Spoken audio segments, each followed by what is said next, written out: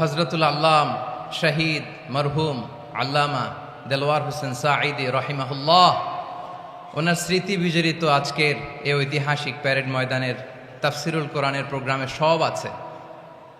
Stage আছে, শ্রোতা আছে, প্যান্ডেল আছে, মিডিয়া কাভারেজ আছে, কিন্তু আমাদের কলিজার টুকটাটা আমাদের মাঝে নাই। আজকের এই প্রোগ্রামে আলোচক হয়ে এই চেয়ারে আমি না বসে ওই শ্রোতাদের কাতারে বসে যদি আমাদের আল্লামার নুরানি চেহারার দিকে তাকিয়ে ওয়াজ শুনতে পারতাম, আমাদের হৃদয়টা ঠান্ডা হয়ে যেত, আমাদের তৃষ্ণার্ত হৃদয় শান্ত হতো। সব আজকে আছে, কি যেন নাই, ঠিক কিনা বলেন? আল্লাহ তাআলা প্রতি 100 বছরে একজন মুজাদ্দিদ পাঠায়, প্রতি 100 বছরে একজন মুজাদ্দিদ, যিনি সমাজকে সংস্কার করেন। আল্লামা দেলওয়ার হোসেন সাঈদী রহিমাহুল্লাহ ছিলেন তেমন একজন মুজাদ্দিদ। চিৎকার করে বলেন ঠিক কিনা? উনি শিরক বিদআতের আস্তানাকে তছনছ করে দিয়েছেন, তাওহীদের বাণীকে সমুন্নত করেছেন, গণমানুষের কাছে তাফসিরুল কোরআনকে জনপ্রিয় করেছেন।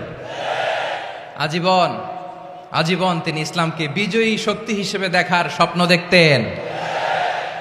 এত প্রাঞ্জল ভাষা, এত চমৎকার আধুনিক প্রেজেন্টেশন, গণমানুষের কাছে কোরআনের তাফসিরকে এভাবে জনপ্রিয় করে তোলার মতো ব্যক্তিত্ব আল্লামা সাঈদী ছাড়া দ্বিতীয় কেউ এই বাংলার ভূখণ্ডে নাই। এই যে তাফসিরুল কোরআন, এই যে টার্মিনোলজি, এই টার্মটাই উনি আসলে জনপ্রিয় করেছেন। আমরা আগে জানতাম না যে এভাবে তাফসির করা যায়, এভাবে scientific indications of the Holi কোরআনকে মানুষের কাছে পেশ করা যায়, এভাবে এত জীবন ঘনিষ্ঠ করে, এত ইন্টারেক্টিভ করে কোরআনের কথাগুলো মানুষের কাছে উপস্থাপন করা যায়। উনি অন্যায়ের বিরুদ্ধে সবসময় সোচ্চার ছিলেন, প্রতিবাদী কণ্ঠস্বর ছিলেন। ওনার আলোচনা শুনলে দেহের রক্ত টকবক করে ফুটতে থাকতো। আল্লাহু আকবার, আল্লাহু আকবার, আল্লাহু আকবার। He was a strong mouthpiece of Islamic revivalism. Islamic জাগরণের স্ট্রং মাউথপিস ছিলেন আল্লামা সাঈদী রাহিমাহুল্লাহ। অনেক দোয়া পেয়েছেন, আমরা পড়েছি, এমন জীবন তুমি করিবে গঠন, মরণে হাসিবে তুমি, কাঁদিবে ভুবন। গোটা বিশ্বকে তিনি কাঁদিয়েছেন। আল্লামা যখন ইন্তেকাল করলেন, আমি তখন মালয়েশিয়া থেকে যুক্তরাষ্ট্রে একটা কনফারেন্সে যোগ দিতে যাচ্ছি, কাতার এয়ারলাইন্সে। মালয়েশিয়া থেকে দোহাতে নামলাম। দোহায় যখন আমার ট্রানজিট, তখন শুনতে পেলাম যে আল্লামা বিদায় নিয়েছেন। সোশ্যাল মিডিয়ায় শুনে বিশ্বাস করতে পারলাম না। মুহূর্তের মধ্যেই মাসুদ সাঈদী ভাইকে মেসেজ করলাম, উনি কোনো উত্তর দিতে পারলেন না। মাসুদ ভাইয়ের সাথে যখন কোলাকুলি করি, আমাদের শামীম ভাইয়ের সাথে যখন কোলাকুলি করি, মনে হচ্ছে আল্লামা সাঈদীর ঘ্রাণ পাই। শরীরটা লিটারালি কাঁপছিল, নিজেকে মানাতে পারছিলাম না, বিশ্বাস করতে পারছিলাম যে আসলে আল্লামা বিদায় নিয়েছেন। ইন দ্য মিন টাইম আমার সেকেন্ড ফ্লাইট, দোহা টু নিউ ইয়র্ক, 12 ঘন্টার ফ্লাইটে উঠলাম।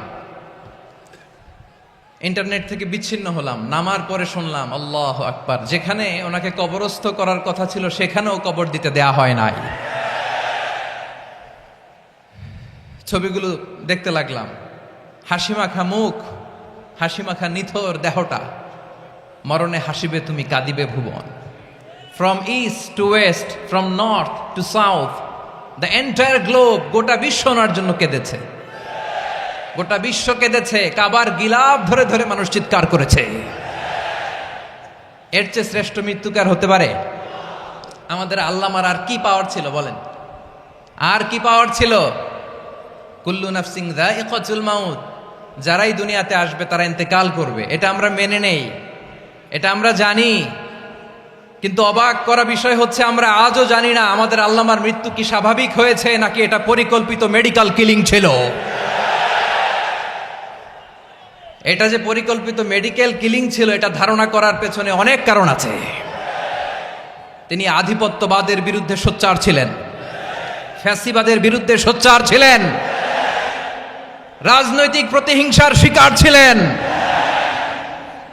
এজন্য এটা মেডিকেল কিলিং হতে পারে এ ধারণা আমরা করতেই পারি। আওয়াজ করে বলেন ঠিক কিনা? যেই সময়টা আমরা কাটাচ্ছি, এত সুন্দর সময় বাংলাদেশ আর পাবে না। আমাদের জন্মের পর থেকে এরকম চমৎকার সময় আমরা পাই নাই। এটাই আসল সময়। আমরা ইন্টারিম গভর্নমেন্টের কাছে দাবি জানাই, উচ্চতর তদন্ত কমিটি করে এটা কি হত্যাকাণ্ড ছিল নাকি স্বাভাবিক মৃত্যু ছিল, এই রিপোর্ট গণমানুষের কাছে প্রচার করে জানাতে হবে। এই দাবির সাথে কি সবাই আপনারা একমত? কারা কারা একমত হাত তুলে দেখান।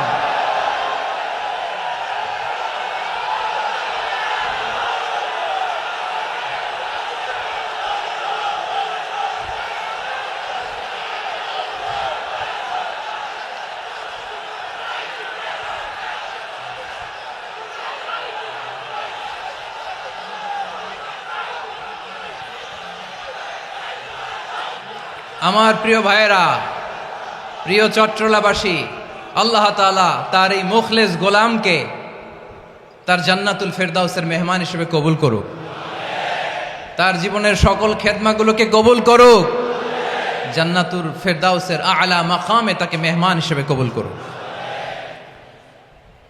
আল্লামা শহীদ দেলোয়ার হোসেন সাঈদ রাহিমাহুল্লাহ, উনি ছাড়াও এই ঐতিহাসিক ময়দানে কথা বলেছেন আল্লামা লুৎফুর রহমান রাহিমাহুল্লাহ।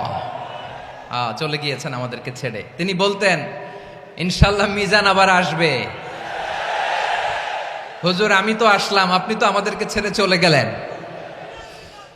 আল্লাহু আকবার, আল্লাহু আকবার, আল্লাহু আকবার। গলায় কোনো সুর ছিল না, সুর দিয়ে কথা বলতেন না, কিন্তু এত চমৎকার শব্দের বুনন, এত চমৎকার প্রেজেন্টেশন, এত চমৎকার ভাবে ঐতিহাসিক বর্ণনাগুলো তিনি উপস্থাপন করতেন। মন্ত্রমুগ্ধ হয়ে আমরা আল্লামা লুৎফুর রহমানের কথা শুনেছি। আমরা হযরতুল আল্লাম লুৎফুর রহমান রাহিমাহুল্লাহর জন্য এই বিশাল ময়দান থেকে দোয়া করছি, আল্লাহ তাআলা তুমি তোমার এই খাদেমকে জান্নাতের মেহমান হিসেবে কবুল করে নাও। আরো অনেক আল্লামারা এখানে কথা বলেছেন, বিশেষ করে বাইতুল শরফের মরহুম পীর সাহেব হুজুর থেকে শুরু করে আরো যারা যারা তারকাতুল্য ওলামায়ে কেরাম এই চট্টগ্রামের ময়দানে কথা বলেছেন, আলো ছড়িয়েছেন। আমরা এই লক্ষ লক্ষ তাওহীদি জনতাকে নিয়ে তাদের জন্য দোয়া করছি, আল্লাহ তাআলা ওনাদের জীবনের সকল ভুল ত্রুটি ক্ষমা করে দিয়ে তাদেরকে জান্নাতুল ফেরদাউসের মেহমান বানিয়ে নিক। আমরা এই ঐতিহাসিক প্যারেড ময়দানের প্রোগ্রাম থেকে স্মরণ করতে চাই 24-এর ছাত্র নাগরিক অভ্যুত্থানে আমার যে সমস্ত ছাত্র নাগরিক ভাইয়েরা দেহের তাজা রক্ত বিলি দিয়ে নতুন বাংলাদেশ আমাদেরকে উপহার দিয়েছে। বিশেষ করে আপনাদের এই চট্টগ্রামের শহীদ ফয়সাল, শহীদ ওয়াসিম সহ সকল শহীদকে আল্লাহ তাআলা কবুল করুক। আমরা সবাই পড়ি আমিন। প্রিয় ভাইয়েরা, আমি নগণ্য একজন কোরআনের ছাত্র, এত বিশাল মঞ্চে এত বড় প্ল্যাটফর্মে কথা বলা আমার জন্য সাজে না। তারপরও আমাদের মুরব্বীরা আমাদের ডানে বায়ে বসে আছেন, ওনাদের আদেশ ক্রমে, ওনাদের অনুমতি ক্রমে কিছু কথা আজকের এই ঐতিহাসিক প্রোগ্রামে আপনাদের সামনে উপস্থাপন করার চেষ্টা করব। ওমা তৌফিক ইল্লা বিল্লাহ। প্রিয় ভাইয়েরা, 5 দিন ব্যাপী এই তাফসিরুল কোরআনের প্রোগ্রামে অনেক ওলামা হযরত কথা বলেছেন। যারা কোরআন সুন্নাহ থেকে আমাদেরকে কোরআনের কথাগুলো শোনালেন, আমরা যেন সেগুলো আমল করতে পারি, আল্লাহ আমাদেরকে তৌফিক দান করুক। শুরুতে আমাদের নিয়তটাকে খালেস করে নেওয়া দরকার। এই যে গ্যাদারিং, এই যে হিউজ শোডাউন, এগুলো যদি আমাদের নিজেদেরকে পরিবর্তন না করে তাহলে এতে কোনো লাভ নাই। জোরে বলেন ঠিক কিনা? এই প্রোগ্রাম যদি আমাদের জীবনকে পরিবর্তন করে, আমাদের চিন্তার ডিএনএ কে চেঞ্জ করে দেয়, তাহলেই চট্টগ্রামের প্যারেড ময়দান সার্থক। আসুন আমরা চিন্তাকে খালেস করে নেই। আমরা সবাই নিয়ত করি যে যতটুকু কথা আমরা কোরআনের আলোকে শুনবো, আমলের নিয়তে শুনবো ইনশাআল্লাহ। বলেন সবাই। আপনারা সবাই ঠিকঠাক আছেন তো? কখন আসছেন? আপনারা সবাই আসছেন কখন? সকালে, কেউ দুপুরে, 9টায়। আল্লাহ আল্লাহ আল্লাহ। দুপুরের খাবার খাওয়ার সুযোগ হয়েছিল? খান নাই? রোজা রাখছেন? আহা, আমি কি দিয়ে বিদায় দেব আমার এই ভাইগুলোরে? আল্লাহ তুমি আমার ভাইগুলোরে কবুল করো। ইসলামের পক্ষের এই গণজোয়ারকে আগামীর বাংলাদেশের ইসলামের জন্য তুমি কবুল করো। যেই ভালোবাসা ইসলামের জন্য হয়, যেই গণজোয়ার কোরআনের জন্য হয়, পৃথিবীর কোনো শক্তি দিয়ে সেটাকে আটকানো যায় না। জোরে বলেন ঠিক কিনা? এজন্য গ্রাজুয়ালি, সিস্টেম্যাটিক্যালি, মেথোডোলজিক্যালি আমাদেরকে আগাতে হবে, শুধু আবেগ দিয়ে নয়। বিবেকেরও দরকার আছে না নাই? প্রিয় ভাইয়েরা, আসুন, আমাদের কথা অনেক বেশি, সময় অনেক কম। আমরা আর কাল বিলম্ব না করে মহাবিশ্বয় মহাগ্রন্থ আল কোরআন আল কারীম থেকে কিছু কথা শুনি। আমি যেই টপিকটা নিয়ে আজকের এই ঐতিহাসিক চট্টগ্রামের প্যারেড ময়দানের তাফসিরুল কোরআন প্রোগ্রামে আলোচনা করব সেটা হচ্ছে সূরাতু আন-নাহলের 90 নম্বর আয়াত নিয়ে কিছু কথা আমরা উপস্থাপন করবার চেষ্টা করব ইনশাআল্লাহ। আমার খুতবার শুরুতেই আপনারা মোটামুটি আন্দাজ করে ফেলেছেন যে আমি কি নিয়ে আলোচনা করব, কারণ যে আয়াতটি আমি তেলাওয়াত করেছি এই আয়াতটি প্রায়শই এই ভূখণ্ডে, এই বাংলাদেশে জুমার দিনে খতিব সাহেবরা দ্বিতীয় খুতবা শেষের দিকে পড়ে না? কি কমন পড়ছে? ইন্নাল্লাহা ইয়া'মুরু বিল আদলি ওয়াল ইহসান ওয়া ইতা'i যিল কুরবা ওয়া ইয়ানহা আনিল ফাহশাই ওয়াল মুনকারি ওয়াল বাগি ইয়া'iদুকুম লাআল্লাকুম তাযাক্কারুন। মুখস্থ আছে না সবার? আসুন আমরা এই আয়াতের সরল অর্থ, এর মর্মবাণী, এর সংক্ষিপ্ত তাফসীর সবাই মিলে আজকের এই প্রোগ্রাম থেকে উদ্ধার করার চেষ্টা করি। আপনারা মনোযোগী আছেন তো? ইনশাআল্লাহ। এই আয়াতটা অনেক কম্প্রিহেন্সিভ একটা আয়াত। সাইয়েদনা আব্দুল্লাহ ইবনে মাসউদ রাদিয়াল্লাহু তাআলা আনহু উনি বলেছেন, ইন্নাহা মিন আজমাই আয়াতিল কুরআন, এটা কোরআনের সবচেয়ে জামে মানে আয়াত। যদিও ছোট্ট আয়াত, অল্প কিছু কথামালা, কিন্তু তিনি বলতেন এটা কোরআনের সবচাইতে জামে মানে সবচেয়ে কম্প্রিহেন্সিভ একটা আয়াত, যেখানে কথা কম, শব্দ কম, কিন্তু এটার দোতনা, এটার আবেদন, এটার মিনিং অনেক বেশি। সুবহানাল্লাহ। এই আয়াতে আল্লাহ তাআলা বেসিকলি আমাদেরকে তিনটা বিষয়ে আদেশ করেছেন আর তিনটা বিষয়ে বারণ করেছেন, মানে নিষেধ করেছেন। আওয়াজ করে বলুন, আদেশ করেছেন কয়টা? প্রিয় চট্টলার ভাইয়েরা, আমার মতো এই যে 3 আঙ্গুল উঁচু করে বলেন, আদেশ করেছেন কয়টা? আবার নিষেধও কয়টা? মানবো তো আমরা ইনশাআল্লাহ? বলেন সবাই। 3 do's and 3 don'ts, do's and don'ts, 3টা আদেশ, 3টা নিষেধ। এই 3টা আদেশ আর 3টা নিষেধের ভেতরে আল্লাহ তাআলা গোটা ইসলামী শরিয়ার মূল নির্যাসকে ঢুকিয়ে দিয়েছেন। সুবহানাল্লাহ। এই ছোট্ট একটা আয়াতে গোটা ইসলামী শরিয়ার the gist, the cream of the creams, গোটা ইসলামী শরিয়ার মূল নির্যাসকে আল্লাহ ঢুকিয়ে দিয়েছেন। 3টা আদেশ আর 3টা নিষেধ। আসুন আমরা সরাসরি কোরআন থেকে শুনি, সবাই পড়ুন। আউযু বিল্লাহি মিনাশ শাইতানির রাজীম। বিসমিল্লাহির রহমানির রহিম। ইন্নাল্লাহা ইয়া'মুরু বিল আদলি ওয়াল ইহসানি ওয়া ইতা'i যিল কুরবা ওয়া ইয়ানহা আনিল ফাহশাই ওয়াল মুনকারি ওয়াল বাগি ইয়া'ইযুকুম লা'আল্লাকুম তাযাক্কারুন। আল্লাহ তাআলা ইরশাদ করছেন, ইন্নাল্লাহা ইয়া'মুরু বিল আদলি ওয়াল ইহসান, নিশ্চয় আল্লাহ তাআলা তোমাদেরকে ন্যায় বিচারের আদেশ দেন, সদাচরণের আদেশ দেন, নিকটাত্মীয়দেরকে দানের আদেশ দেন। আদেশ কয়টা? আওয়াজ করে সবাই বলুন তো কয়টা? নিশ্চয় আল্লাহ তাআলা তোমাদেরকে ন্যায় বিচারের আদেশ দেন, সদাচরণের আদেশ দেন, তিনি তোমাদের নিকটাত্মীয়দেরকে দানের আদেশ দেন, আর তিনি তোমাদেরকে অশ্লীলতা থেকে নিষেধ করেন, মন্দ কাজ থেকে নিষেধ করেন, অবাধ্যতা সীমালঙ্ঘন থেকে নিষেধ করেন। তিনি তোমাদেরকে উপদেশ দেন যাতে তোমরা শিক্ষা গ্রহণ করো। সুবহানাল্লাহ। উপদেশ দিচ্ছে স্বয়ং কে? 3টা জিনিসের আদেশ। ইয়া'মুরু বিল আদল, সুবিচার, ন্যায় বিচারের আদেশ তিনি দেন। ইহসানের আদেশ দেন, যাতে আমরা ইহসান করি, একে অপরের প্রতি সুবিচার করি, মহানুভবতা দেখায়, অনুগ্রহ দেখায়, আর নিকট আত্মীয়দেরকে যেন আমরা দান করি। এই 3টা আদেশ তিনি দিয়েছেন। আর কোন 3টা জিনিস থেকে তিনি বারণ করেছেন? অশ্লীলতা, ফাহশা, মুনকার, মানে সব মন্দ আর অসৎ কাজ, এগুলো থেকে তিনি আমাদেরকে বারণ করেন। ওয়াল বাগি, অবাধ্যতা, সীমা লঙ্ঘন, এই 3টা কাজ থেকে তিনি আমাদেরকে বারণ করেন। তিনি আমাদেরকে উপদেশ দেন, স্বয়ং আল্লাহ তাআলা আমাদেরকে উপদেশ দেন যাতে করে আমরা শিক্ষা গ্রহণ করি। সুবহানাল্লাহ পড়ে। তাহলে আসুন আমরা ধরে ধরে একটা একটা করে সামনের দিকে আগাই। আল্লাহ তাআলা প্রথমে আমাদেরকে আদেশ দিয়েছেন আদালের। ইন্নাল্লাহা ইয়া'মুরু বিল আদল, আওয়াজ করে বলুন আল আদাল। সবাই পড়ুন আল আদাল। আমরা উর্দু জানি, হিন্দি জানি, অনেকে ইংরেজিও জানি, কিন্তু আরবি শব্দগুলো আমাদের মুখ দিয়ে বেরোতে চায় না। আওয়াজ করে বলুন আল আদাল। মাশাআল্লাহ, ইন্নাল্লাহা ইয়া'মুরু বিল আদল। আল্লাহ তাআলা আমাদেরকে আদলের আদেশ দেন। আদল অনেকে না বুঝলেও আদালত শব্দটা বুঝবেন। আদালত, আদালত, আদালত বুঝেন না? যেখানে বিচার কার্যের ফয়সালা করা হয়, কোর্ট কাচারি আদালত, এটা তো ভেরি কমন। এটা শুনছেন না সবাই? আদালত, যেখানে ন্যায় বিচার হবে, সুশাসন হবে। কিন্তু ভাগ্যের কি নির্মম পরিহাস, ওখান থেকে মিথ্যা সাক্ষী দিয়ে মনমতো রায় দিয়ে দেয়া হয়।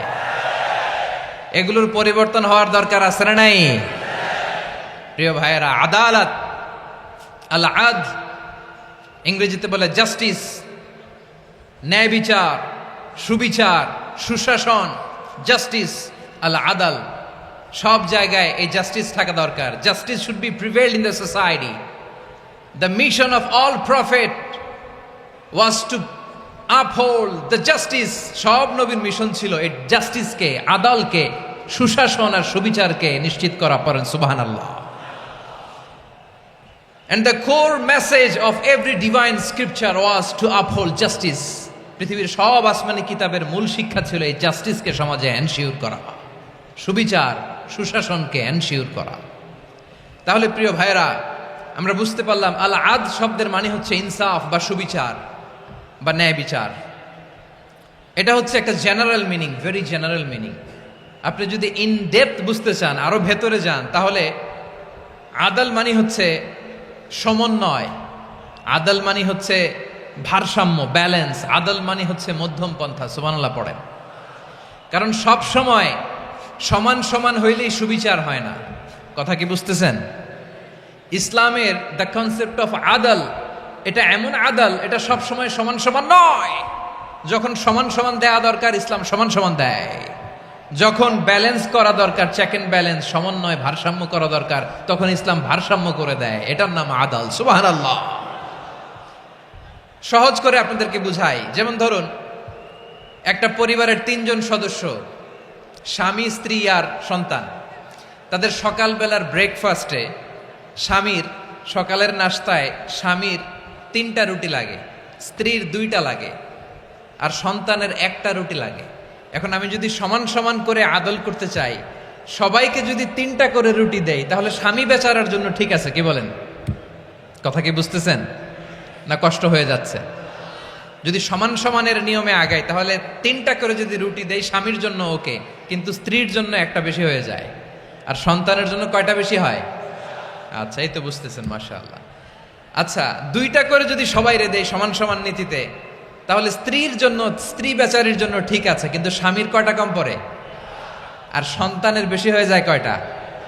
আচ্ছা, সমান সমান নীতিতে সবাইকে যদি সকালের নাস্তার জন্য 1টা করে রুটি দেই, সন্তানের জন্য ঠিক আছে, কিন্তু স্ত্রী বেচারির কম পড়ে কয়টা? স্বামীর কম পড়ে কয়টা? 2টা। কথা কি বুঝতেছেন? আর আমি যদি স্বামীকে দেই 3টা, স্ত্রীকে দেই 2টা, আর সন্তানকে দেই 1টা, তাহলে কারো অপচয় হবে না। যার যতটুকু দরকার ঠিক ততটুকুই কাজে লাগবে। চিল্লায় বলেন ঠিক কিনা? এটাই হচ্ছে ইসলামের আদাল, যেখানে যার যতটুকু দরকার তাকে সেখানে ঠিক ততটুকু দিয়ে দেওয়ার নামই হচ্ছে আদাল। চিল্লায় পড়েন আল্লাহু আকবার। রব্বুল আলামিন বলেন, ইউসিকুমুল্লাহু ফি আওলাদিকুম লিযযাকারি মিসলু হাযযিল উনসায়াইন। আল্লাহ তোমাদেরকে ওসিয়ত করেন, তোমাদেরকে আদেশ দেন, উত্তরাধিকার সম্পদ যখন বন্টন হবে, ছেলেরা যতটুকু পাবে, মেয়ে পাবে তার অর্ধেক। সুবহানাল্লাহ বলেন। দেখেন, ছেলে যদ্দূর, মেয়ে অর্ধেক, ছেলে ডবল পাবে। আপাত দৃষ্টিতে মনে হয় এখানে অবিচার হয়েছে, কিন্তু আসলে কি অবিচার হয়েছে?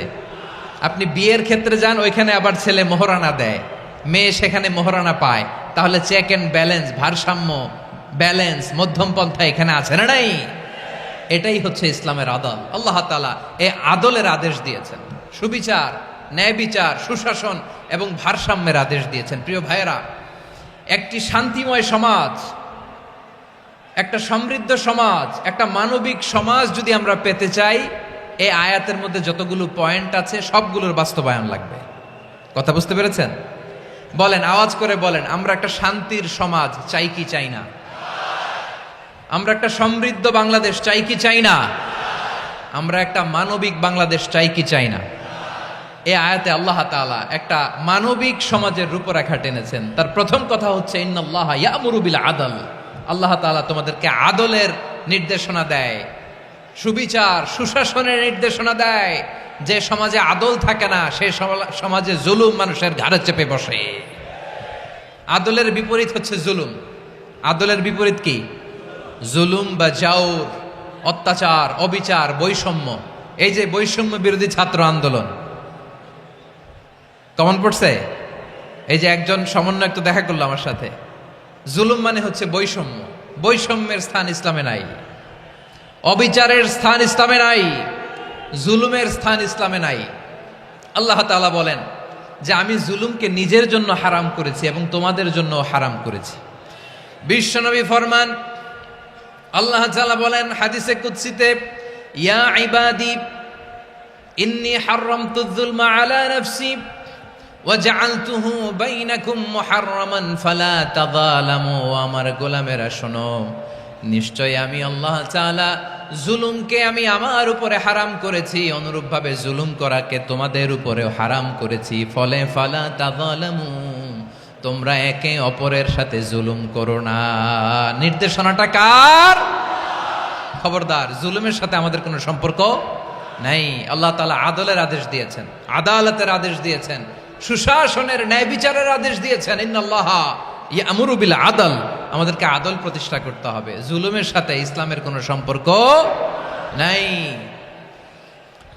আল্লাহ তাআলা জালিমদের জন্য কঠিন শাস্তি প্রস্তুত করে রেখেছেন। যারা এই আদলকে ভুলুণ্ঠিত, কখন রাত কিচ্ছু জানে না, কখন দিন কখন রাত কিছু জানে না, বছরের পর বছর কেটে গিয়েছে। এক্সট্রা জুডিশিয়াল কিলিং এর কোনো হিসাব নাই, বিচার বহির্ভূত হত্যা, এনফোর্স ডিসঅ্যাপিয়ারেন্স, গুম, যেটা সবচাইতে বড় মানবতা বিরোধী অপরাধ। কত মানুষ যে গুম হয়েছে তার কোনো ইয়ত্তা নাই। যেই ফ্যামিলির সদস্য গুম হয়েছে তারা কি ওই লোকটার জন্য মাগফিরাতের দোয়া করবে নাকি সুস্বাস্থ্যের দোয়া করবে তারা নিজেরাও জানতো না, কারণ জানে না ও বেঁচে আছে না মরে গেছে। আহা, বিডিআর নওজোয়ানদের যারা ছাড়া পেল দেখলাম, বিনা অপরাধে, কোনো অন্যায় ছাড়া, অপরাধ ছাড়া তাদের জীবন থেকে, তাদের তারুণ্যের, তাদের যৌবনের 15 বছর 16 বছর 17 বছর নাই। 6 মাস বয়সের ছোট বাচ্চাকে রেখে জেলে গেছে। 6 মাসের মেয়ে বেরোয় দেখে মেয়ের বয়স 17 বছর। মেয়ে বাবারে চিনে না, বাবা মেয়েরে চিনে না। মেয়েকে এখন বিয়ে দিয়ে আরেক ছেলের হাতে তুলে দিবে। মেয়ের শৈশব বাবা দেখে নাই, মেয়ের কৈশোর বাবা দেখে নাই, মেয়ের তারুণ্য দেখে নাই। আরেক যুবককে দেখলাম 14 বছরের 14 দিনের সংসার, 2 সপ্তাহের সংসার শেষে জেলে গেছে। কত যুবকের যে স্ত্রী চলে গিয়েছে ফ্যামিলি ছেড়ে, কারণ জানে না তো কবে আসবে, কি হবে, কেউ জানতো না। দাম্পত্য জীবনের মাত্র 14 দিনের স্মৃতি, এই স্মৃতিকে আঁকড়ে ধরে এক বোন 16টা বছর 17টা বছর কাটিয়ে দিয়েছে। আমি নিউজটা দেখে ভাবলাম, আমার এই বোনের প্রতিটি দিন কিভাবে কেটেছে, প্রতিটি রাত কিভাবে কেটেছে, প্রতিটি ক্ষণ কিভাবে কেটেছে। বিশ্বনবী বলেছেন, ইত্তাকি দাওয়াতাল মাজলুম ফাইন্না লাইসা বাইনাহু ওয়া বাইনাল্লাহি হিজাব। মাজলুমের কান্নাকে ভয় করো, কারণ মাজলুমের কান্না আর আল্লাহর মাঝে কোনো পর্দা থাকে না। আমরা আর এরকম কোন জুলুম বাংলাদেশে দেখতে চাই না। জোরে বলেন ঠিক কিনা? আর কেউ নতুন করে জালিম হোক আপনারা চান? আবার নতুন করে কেউ ফ্যাসিস্ট হোক আপনারা চান? এক দল আরেক দলকে নিশ্চিহ্ন করার রাজনীতিতে মেতে উঠুক এটা আপনারা চান? আমরা বাংলাদেশকে আদল দিয়ে সাজাতে চাই। আমরা এই 56,000 বর্গ মাইলের প্রতিটা ইঞ্চি মাটিকে কোরআনের আইন দিয়ে সাজাতে চাই। রাজি আছেন আপনারা? কারা কারা রাজি দেখান হাত তুলে আল্লাহকে।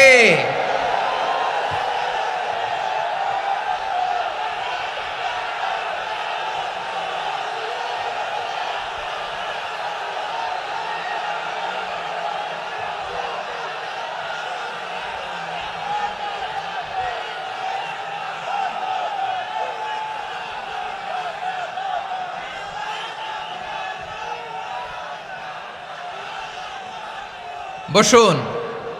আমার প্রিয় বীর চট্টলার তৌহিদি মুসলমান, আমরা আর নতুন করে কেউ জালিম হোক এটা চাই না, নতুন করে আবার কেউ ফ্যাসিস্ট হোক আমরা চাই না, এক দল আরেক দলকে নিশ্চিহ্ন করার রাজনীতি করুক আমরা চাই না। আমরা সুশাসনের বাংলাদেশ চাই, আমরা মানবিক বাংলাদেশ চাই, আমরা একটা সমৃদ্ধ বাংলাদেশ চাই, আমরা বিশ্বের বুকে সম্মান নিয়ে মাথা উঁচু করে দাঁড়াতে চাই, ঠিক কিনা বলেন? আল্লাহ বললেন, এটা যদি তোমরা চাও, একটা সমৃদ্ধ সমাজ যদি বিনির্মাণ করতে চাও, মানবিক সমাজ যদি বিনির্মাণ করতে চাও, আমি তোমাদেরকে সেজন্য প্রথমে আদালতের নির্দেশ দিলাম। ইন্নাল্লাহা ইয়া'মুরু বিল আদল, নিশ্চয় আল্লাহ তাআলা তোমাদেরকে ন্যায় বিচার সুশাসন এটার আদেশ দেন। সুবহানাল্লাহ।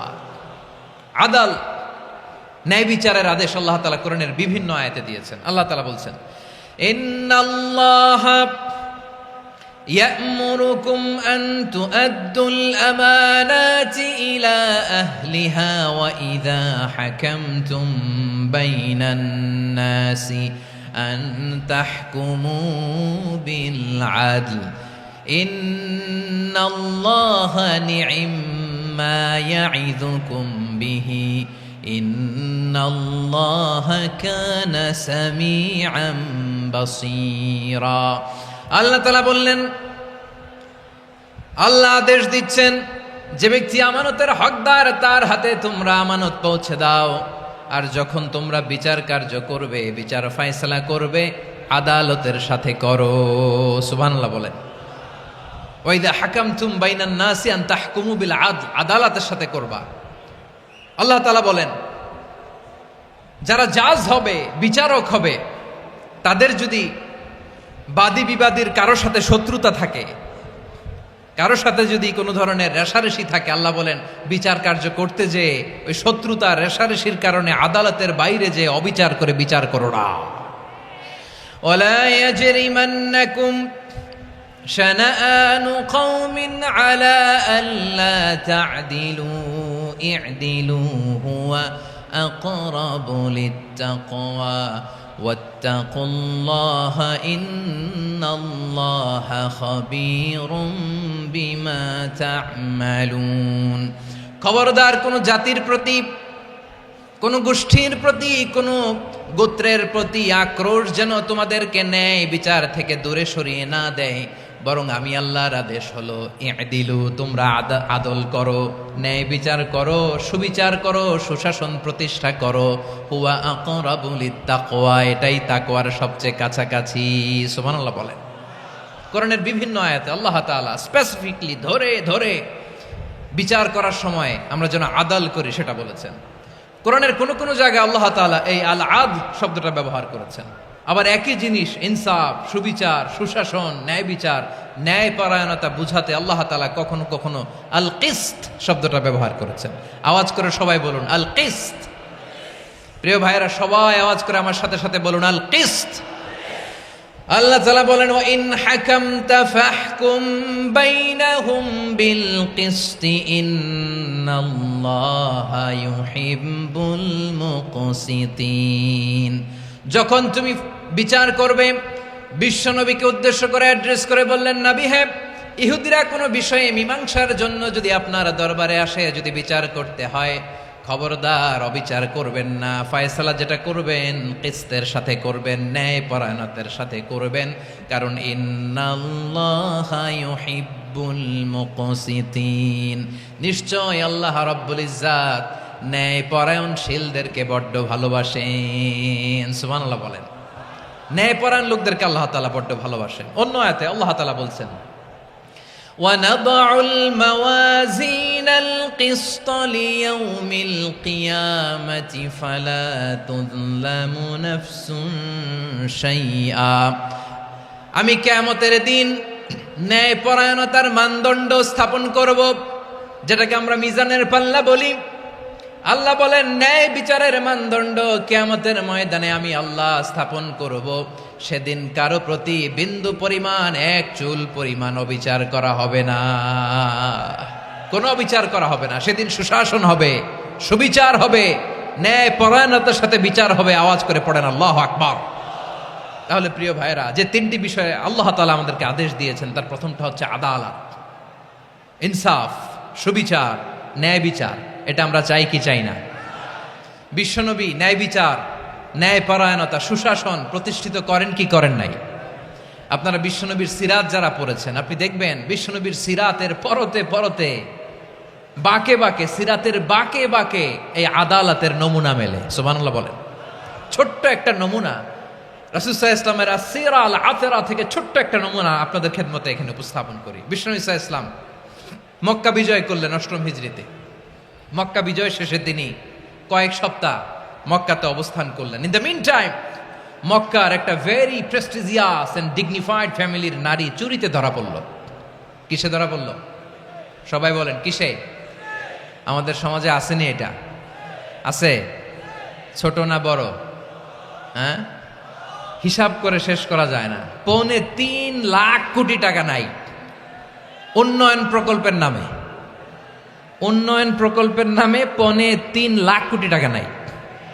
৩.৫ লাখ কোটি টাকা লিখতে পারবেন আপনি? এক টানে লিখতে পারবেন? বুঝতেছেন কত বড় সংখ্যা? হ্যাঁ, বনু মাখজুমিয়া গোত্রের এক নারী মক্কায় চুরিতে ধরা পড়ল। বলেন তো চুরি করলে বিধান কি? কি কাটতে হবে? চুরির বিধান হলো হাত কেটে দাও। তাও সেটা গোপনে নয়, প্রকাশ্যে জনসম্মুখে হাত কেটে দাও। বনু মাখজুমিয়া গোত্রের নারী যখন চুরিতে ধরা পড়ল, সাহাবারা চিন্তায় পড়ে গেলেন। সবেমাত্র মক্কার লোকেরা কালিমা পড়ে মুসলমান হয়েছে, ইসলামের আইন কানুন তেমন জানে না, ইসলামী শরিয়ার সাথে বেশি পরিচিত নয়। এখন যদি বিশ্বনবী চুরির যেই বিধান এটা যদি কায়েম করে হাত যদি কেটে দেয়, না জানি মক্কার লোকেরা আবার বিগড়ে যায়, না জানি মক্কার লোকেরা আবার মুরতাদ হয়ে যায়, না জানি মক্কার লোকেরা ইসলাম থেকে দূরে সরে যায়। চলো চলো, সাহাবীরা মিলে পরামর্শ করলেন, চলো বিশ্বনবীর কাছে যে বলি, ও নবী, শুধু কেবলমাত্র একমাত্র এই নারীর জন্য চুরির হাত কাটার বিধানটা আপনি একটু থামিয়ে দেন। চুরির হাত কাটার যে বিধান এইখানে একটু রহিত করে দেন, বাকিগুলা কইরেন মদিনাতে যে চলবে, কিন্তু মক্কায় এবারের জন্য মাফ করে দেন। কিন্তু কে বলবে? এই যে পরামর্শ, সাজেশন, এটা কে দিবে বিশ্বনবীর কাছে? সাহাবারা চিন্তায় পড়ে গেলেন। আল্লাহর নবীর সামনে দাঁড়িয়ে আল্লাহর দেয়া হুদুদ, আল্লাহর দেয়া বিধান থামিয়ে দেওয়া, মাফ করে দেওয়া, এই কথা বিশ্বনবীর সামনে বলার সাহস তো কেউ রাখে না। কেউ কেউ বলল, বিশ্বনবীর পালক পুত্র যায়েদ বিন হারেসার সন্তান উসামারে বিশ্বনবী নাতির মতো আদর করে, বড্ড বেশি ভালোবাসে উসামারে। এজন্য সাহাবারা উসামাকে বলতো হিব্বু রাসূলিল্লাহ, বিশ্বনবীর ভালোবাসা। কি বলতো? সাহাবীরা বললেন, বিশ্বনবীর ভালোবাসা হিব্বু রাসূলিল্লাহ, উসামারে পাঠাও। উসামারে বিশ্বনবী নাতির মতো স্নেহ করে, মায়া করে, ভালোবাসে। আমরা পারবো না, উসামা পারবে। সবাই মিলে ফুলিয়ে ফুসিয়ে ওসামাকে, ছোট্ট ওসামাকে রাজি করালো। ওসামা এমন এমন কথা যে তুমি বিশ্বনবীর কাছে বলতে হবে, পারবা নাকি? ওসামা বলে, পারবো। সাইয়েদনা ওসামা রাদিয়াল্লাহু তাআলা আনহু তরুণ সাহাবী বিশ্বনবীর কাছে গেলেন, যে বললেন, নবী, বনু মাখজুমিয়া গোত্রের এক নারী চুরিতে ধরা পড়েছে, এবারের জন্য কি এই মহিলাটারে মাফ করে দিলে হয় না? এবারের জন্য একটু ক্ষমা করা যায় না নবী? বিশ্বনবী বলেন, আতাশফাউ ফি হাদ্দিম মিন হুদুদিল্লাহ, তোমার এত বড় সাহস উসামা, তুমি আল্লাহর হাত, আল্লাহর দেয়া বিধান, এটার ব্যাপারে সুপারিশ করতে এসেছো? তোমরা কি জানো তোমাদের আগে যত কওম, যত গোত্র, যত জনপদ ধ্বংস হয়েছে তার কারণ ছিল তাদের মধ্যে গরিবরা অন্যায় করলে তারা বিচার করত, আর ধনীরা অন্যায় করলে তারা মাফ করে দিত। খবরদার! ওয়া আইমুল্লাহ লাউ আন্না ফাতিমাতা বিনতি মুহাম্মাদিন সারাকাত লাকাতা মুহাম্মাদুন ইয়াদাহা। বিশ্বনবী বললেন, ওরে ওসামা, বানু মাখজুমিয়ার ওই প্রেস্টিজিয়াস এন্ড ডিগনিফাইড ফ্যামিলির মেয়ে তো দূর কি বাত, অনেক দূরের কথা। জেনে রেখো ওসামা, আমার কলিজার টুকরা, নয়নের পুটুলি ফাতেমাও যদি মক্কার জমিনে আজকে এই চুরির দায়ে ধরা পড়তো, আমি বিশ্বনবী মুহাম্মাদুর রাসূলুল্লাহ ধরে ফাতেমার ডান হাতটা কেটে দিতে এক বিলম্ব দেরি করতাম না। ইন্নাল্লাহা ইয়া'মুরু বিল আদল, আমাদেরকে জাস্টিস শিখায়, পশ্চিমারা আমাদেরকে ইনসাফ শিখায়, আমাদেরকে সুশাসন শিখায়। আর ইনসাফ, সুশাসন, ন্যায় বিচার, সুবিচার, জাস্টিস কারে বলে বিশ্বনবীর বায়োগ্রাফি থেকে জেনে নাও। এই ছিল বিশ্ব ইসলামের আদালতের নমুনা। আপনি যদি সাইয়েদনা ওমরে ফারুকের জীবনের দিকে তাকান, এমন কঠোর, এমন বীর সেনানী ছিলেন। সাইয়েদনা ওমরে ফারুক যদি রাস্তার এই মাথা দিয়ে হাঁটা শুরু করতেন, শয়তান ওমরে ফারুককে দেখলে ওই রাস্তা রেখে দিয়ে অন্য রাস্তা দিয়ে হাঁটতো। সুবহানাল্লাহ। ওমরে ফারুক রাদিয়াল্লাহু তাআলা আনহু কি পার্সোনালিটি ছিল, কি পার্সোনালিটি। আমাদের এলাকায় ছোট বাচ্চারা রাতে ভাত খেতে চায় না, আমার মেয়েটাও খেতে চায় না। এই এটা দিব, ওইটা দিব, আজকে মাহফিলে আসার সময় বলে দিছে লিস্ট করে এটা এটা আনতে হবে। তো ছোট্ট বাচ্চাদের অনেক বায়না থাকে, ওরা রাতে খেতে চায় না। তো মায়েরা বিভিন্ন ভয় দেখায়, এই বাঘ আসবে, বাঘ আসবে খাও, এই ভূত আসবে, ভূত আসবে খাও। আপনারা কি বলেন চট্টগ্রামে? কি আসবে? হ্যাঁ, ভূত, ভূত, ভূত আসবে, বাঘ আসবে, খাও খাও খাও, তাড়াতাড়ি খাও। তো বাচ্চারা এগুলো শুনে ভয়ে খেতে শুরু করে। মদিনার জমিনেও একই ঘটনা ঘটতো। মদিনার ছোট্ট ছোট্ট সোনামণিরা খেতে চাইতো না। তো মায়েরা বলতো, হা হুয়া ইয়াতি উমর, হা হুয়া ইয়াতি উমর, ওই যে উমর আসতেছে, উমর। ওমরে ফারুকের কথা শুনলে বাচ্চারা একেবারে ঠান্ডা। সুবহানাল্লাহ পড়বেন না? প্রভু তুমি বলেছ রাসূল দেবে না, বলনি দেবে না ওমর, বলনি দেবে না হামজা তারিক, খালিদ বিজয় সমর। প্রভু তুমি বলেছ রাসূল দেবে না, বলনি দেবে না ওমর, বলনি দেবে না হামজা তারিক, খালিদ বিজয় সমর। প্রভু তুমি বলেছ রাসূল দেবে না। আল্লাহু আকবার। ওমরে ফারুক রাদিয়াল্লাহু তাআলা আনহু, ওনার কথা শুনলে গায়ের মধ্যে গুজবাম হয়, গায়ের পশমগুলো দাঁড়িয়ে যায়। সুবহানাল্লাহ বলেন। কি পার্সোনালিটি ছিল, কি ব্যক্তিত্ব ছিল। মুনাফিকরা ওমরে ফারুককে জমের মতো ভয় পেতেন। শয়তান, খুদ শয়তান এই রাস্তা দিয়ে আসলে শয়তান অন্য রাস্তা দিয়ে হাঁটতো। ওমরে ফারুক রাদিয়াল্লাহু তাআলা আনহুর জীবনে যদি দেখেন, তাহলে সেখানে আপনি আদালতের, ইনসাফের, সুশাসনের, জাস্টিসের নমুনা দেখতে পাবেন। কয়টা শুনবেন? সাইয়েদনা ওমরে ফারুকের রাদিয়াল্লাহু তাআলা আনহুর সন্তান আব্দুর রহমান মিশরে মদ খেয়ে মদ্যপ অবস্থায় ধরা পড়েছে। মদ খাওয়ার কারণে, মদ যদি কেউ পান করে আর যদি প্রমাণিত হয়, তার বিচার হলো 80 বেত। আওয়াজ করে বলেন কয় বেত? বাংলাদেশেও তো এই আইন আছে নাকি? বাংলাদেশে আছে? হ্যাঁ, মদ খাইলে 80 বেত, এই আইন বাংলাদেশে চালু হোক। আমরা চাই কি চাই না? চাই সবাই। এজন্যই তো ইসলাম ভাল লাগে না। ইসলামকে ভাল লাগে না। ইসলামকে আউট করে রাখতে পারলেই তো এরকম বড় বড় বোতল খাওয়া যায়। একেবারে সহজ, পানির মতো সহজ, হিসাব একেবারে সহজ। ওমরে ফারুক রাদিয়াল্লাহু তাআলা আনহুর ছেলে ভুল করে মদ পান করে ফেলেছিলেন। আব্দুর রহমান, ঘটনা ঘটেছে মিশরে। মিশরের গভর্নর তখন আমর ইবনুল আস রাদিয়াল্লাহু তাআলা আনহু। আব্দুর রহমানের ভাই যে গভর্নরকে বলল, গভর্নর যদি একটু দয়া করেন, খলিফার ছেলে আমার ভাই আব্দুর রহমান মদ্যপ অবস্থায় ধরা পড়েছে, জনসম্মুখে যদি আপনি বেত্রাঘাত করেন আমাদের প্রেস্টিজ থাকে না, যদি 80 বেত আপনি মারেন আমার কোনো কথা নাই, কিন্তু ঘরের ভেতরে মারেন। আব্দুর রহমানের ভাইয়ের সুপারিশ শুনে সাইয়েদনা আমর ইবনুল আস রাদিয়াল্লাহু তাআলা আনহু রাজি হয়ে গেলেন। ঘরের ভেতরে লোকচক্ষুর আড়ালে 80 বেত তিনি মানলেন। কিন্তু ঘটনাক্রমে এই কথা লুকিয়ে লুকিয়ে ঘরের ভেতরে 80 বেত মারার কথা সাইয়েদনা ওমর ফারুক মদিনা থেকে জানতে পারলেন। মদিনা থেকে তিনি ফরমান জারি করলেন, এই বিচার যেমনটি আমর ইবনুল আস আদায় করেছে, এটা প্রকৃতপক্ষে আদায় হয় নাই। আসো সবাই মদিনায় আসো, আমর ইবনুল আস মদিনায় আসো, আব্দুর রহমানও আসো, সবাই আসো, জনসম্মুখে এই বিচার কার্যকর করতে হবে। সাইয়েদনা ওমর ফারুক মসজিদে নববীর পিলারের মধ্যে নিজের ছেলেকে বাঁধলেন, আবার জনসম্মুখে 80টা বেত তার গায়ের মধ্যে মারলেন। মাজমুয়ে ফাতাওয়া লিবনি তাইমিয়া রাহিমাহুল্লাহ উনি এটা নকল করেছেন। এটা সবচেয়ে বিশুদ্ধ মত। আরো অনেক মত আছে, মারা গেছে কবরের উপর, ওগুলো বাদই দিলাম। কেমন খলিফা ছিলেন, কেমন খলিফা! পশ্চিমারা তোমরা জাস্টিস আমাদেরকে শেখাও, ইনসাফ কারে বলে, সুশাসন আমাদেরকে তোমরা শিখাও। ওমরে ফারুক রাদিয়াল্লাহু তাআলা আনহু ওইটাকে, ওই বিচারকে তিনি ধর্তব্য মনে করেন নাই। মদিনাতে এনে আবার জনসম্মুখে আবার 80 বেত মেরেছেন। মিশরে ওমরে ফারুক রাদিয়াল্লাহু তাআলা আনহু আমর ইবনুল আসকে গভর্নর করে পাঠালেন। সেখানে আমর ইবনুল আসের ছেলে একটা প্রতিযোগিতায় রানার আপ হয়েছে। এক মিশরি সেখানে চ্যাম্পিয়ন হয়েছে। রানার আপ বুঝতে পেরেছেন তো? রানার আপ সেকেন্ড হয়েছে, এক মিশরি হয়েছে চ্যাম্পিয়ন প্রথম।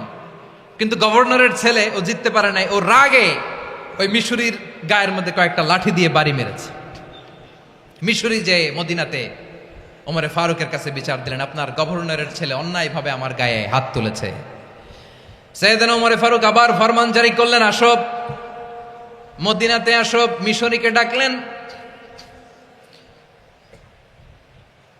ওই মিশরের গভর্নর আমর ইবনুল আস রাদিয়াল্লাহু তাআলা আনহুকে ডাকলেন, তার ছেলেকেও ডাকলেন। সবাই বসে রইল। আমর ইবনুল আস রাদিয়াল্লাহু তাআলা আনহু মাথা নিচু করে বসে আছেন, লজ্জায় কাচুমাচু। হায় হায়, আজকে আমার ছেলের কারণে আমিরুল মুমিনিন খলিফাতুল মুসলিমিন ওমরে ফারুকের কাছে আমি জনসম্মুখে লজ্জিত হচ্ছি। সাইয়েদনা ওমরে ফারুক বললেন, এই নাও লাঠি। গভর্নরের ছেলে তোমার মাথার মধ্যে যতগুলো বাড়ি মেরেছে, আজকে জনসম্মুখে তুমি অতগুলা বাড়ি মারো। মিশরি বলে, থাক, আপনি যে ডেকে আনছেন সবার সামনে এটা বলছেন, এতেই আমি খুশি। আল্লাহু আকবার! আপনার মহানুভবতা দেখে আমি খুশি, আর অপমানের দরকার নাই। ওমরে ফারুক বলে, না, খবরদার, এই কথা মিশরি তুমি বলো না, মারো, যতগুলা বাড়ি মেরেছে মারো। বাধ্য হয়ে মিশরি আমর ইবনুল আসের সামনে ওনার কলিজার টুকরা সন্তানের মাথার মধ্যে বাড়ি মারতে আরম্ভ করলেন। ঠিক যতগুলা বাড়ি গভর্নরের ছেলে আমর ইবনুল আসের ছেলে মিশরির গায়ে মেরেছিল, মাথায় মেরেছিল, মিশরি গুনে গুনে ততটা মারলেন। এই দৃশ্য দেখে ওমরে ফারুক রেগে মেগে আগুন, রাগের চোটে রাগ সামলাতে না পেরে, আর নিজেকে সামলাতে না পেরে মিশরিরে বললেন, ছেলেরে মারা শেষ হয়ে গেলে এবার বাবার টাক মাথার মধ্যে কয়েকটা বাড়ি মার। রাগের চোটে, আউট অফ অ্যাঙ্গার, রাগের চোটে, যে আমার পাঠানো গভর্নর আমর ইবনুল আস তার ছেলেকে কেন আদব তারবিয়া, কেন শিক্ষা দিতে পারে না। ছেলেরে মারা হইলে এবার আমর ইবনুল আসের মাথার মধ্যে দুইটা মারো। এটা রাগে বলেছেন, এটা শাস্তি হিসেবে না। সুবহানাল্লাহ পড়ে। তোমরা আমাদেরকে সুশাসন শিখাও, আমাদেরকে সুশাসন শিখাও। বিশ্বনবী বলেন, আদল এটা যেন তেন বিষয় না, এটা দিয়েই মানবিক সমাজ গড়তে হবে। আল্লাহ তাআলা কিয়ামতের কঠিন ময়দানে, যেদিন স্বামী স্ত্রীকে চিনবে না, স্ত্রী স্বামীকে দেখে পালিয়ে যাবে, বন্ধু বন্ধুরে চিনবে না, পীর সাহেব মুরিদরে চিনবে না, মুরিদ পীর সাহেবরে চিনবে না, দলের কর্মী তার নেতারে চিনবে না, নেতা তার কর্মীরে চিনবে না, বন্ধু বন্ধুরে দেখে পালাবে। এই কঠিন মুহূর্তে সূর্যটা মাথার কাছে চলে আসবে, জমিনটা তামার জমিন হবে। আজকের জমিনের মতো নয়। মানুষ ঘর্মাক্ত, ক্লান্ত, শ্রান্ত মাথার মগজগুলো কানের ছিদ্র আর নাকের ছিদ্র দিয়ে বেয়ে বেয়ে পড়বে। বিশ্বনবী ফরমান, কিয়ামতের ওই কঠিন ময়দানে 7 শ্রেণীর ব্যক্তিকে রব্বুল আলামিন তার আরশের নিচে ছায়া দিবেন। তার মধ্যে প্রথম শ্রেণীর ব্যক্তি হলো ইমামুন আদিল। ইমামুন আদিল, ন্যায়পরায়ণ শাসক, যে ইনসাফের সাথে বিচার করে, যে জাস্টিস সমাজে সার্ভ করে, যে সুশাসন নিশ্চিত করে, ওই ইমামুন আদিল। আদিল শব্দটা বুঝছেন না? ইন্নাল্লাহা ইয়া'মুরু বিল আদল, পাইছেন? আদিল। 7 শ্রেণীর ব্যক্তিকে আল্লাহ তাআলা সুশীতল আরশের নিচে ছায়া দিবেন, যেদিন তার দেয়া ছায়া ছাড়া কোনো ছায়া থাকবে না। এর প্রথম হচ্ছে ইমামুন আদিল, ন্যায়পরায়ণ শাসক। চিল্লায় বলেন সুবহানাল্লাহ। আবার বিশ্বনবী বললেন, ইন্নাল মুকসিতিনা ইনদাল্লাহি আলা মানাবিরা মিন নূর আন ইয়ামিনির রহমান। কিয়ামতের দিন যারা ন্যায়পরায়ণ হিসেবে আল্লাহর সামনে দাঁড়াবে, কিয়ামতের দিন রব্বুল আলামিন তার আরশের ডান দিকে ওই ন্যায়পরায়ণ লোকদের জন্য আরশের ডান দিকে একটা নূরের মিম্বারে তাদেরকে বসার সুযোগ করে দিবে। আল্লাহর আরশের ডান দিকে ন্যায়পরায়ণ লোকদের জন্য আল্লাহ তাআলা নূরের মিম্বার বানাবে। চারটেখানে কথা মনে করেছেন, আল আদাল, জাস্টিস, ইন্নাল্লাহা ইয়া'মুরু বিল আদল। আল্লাহ তাআলা এই আদালতের নির্দেশনা দেয়, সুবিচার, সুশাসন। প্রিয় ভাইয়েরা, এটা আমরা বাংলাদেশে চাই কি চাই না? এই যে অরাজকতা, এই যে অন্যায়, এই যে জুলুম, এই যে ইনকনসিস্টেন্সি, সমাজের অসঙ্গতির প্রধান কারণ জাস্টিস নাই, সুবিচার নাই, সুশাসন নাই। শেষবারের মতো আওয়াজ করে বলেন তো, আমরা বাংলাদেশে আদল চাই কি চাই না? তাহলে প্রথম নির্দেশনা শেষ, আল্লাহ তাআলা তোমাদেরকে আদলের আদেশ দেন। এরপরে আল্লাহ বললেন, আমি তোমাদেরকে ইহসানের আদেশ দেই। ইন্নাল্লাহা ইয়া'মুরু বিল আদলি ওয়াল ইহসান। আমি তোমাদেরকে যেমনি আদলের নির্দেশনা দেই, তেমনি ভাবে তোমাদেরকে ইহসানের নির্দেশনা দেই। ইহসান, আওয়াজ করে সবাই বলেন তো ইহসান।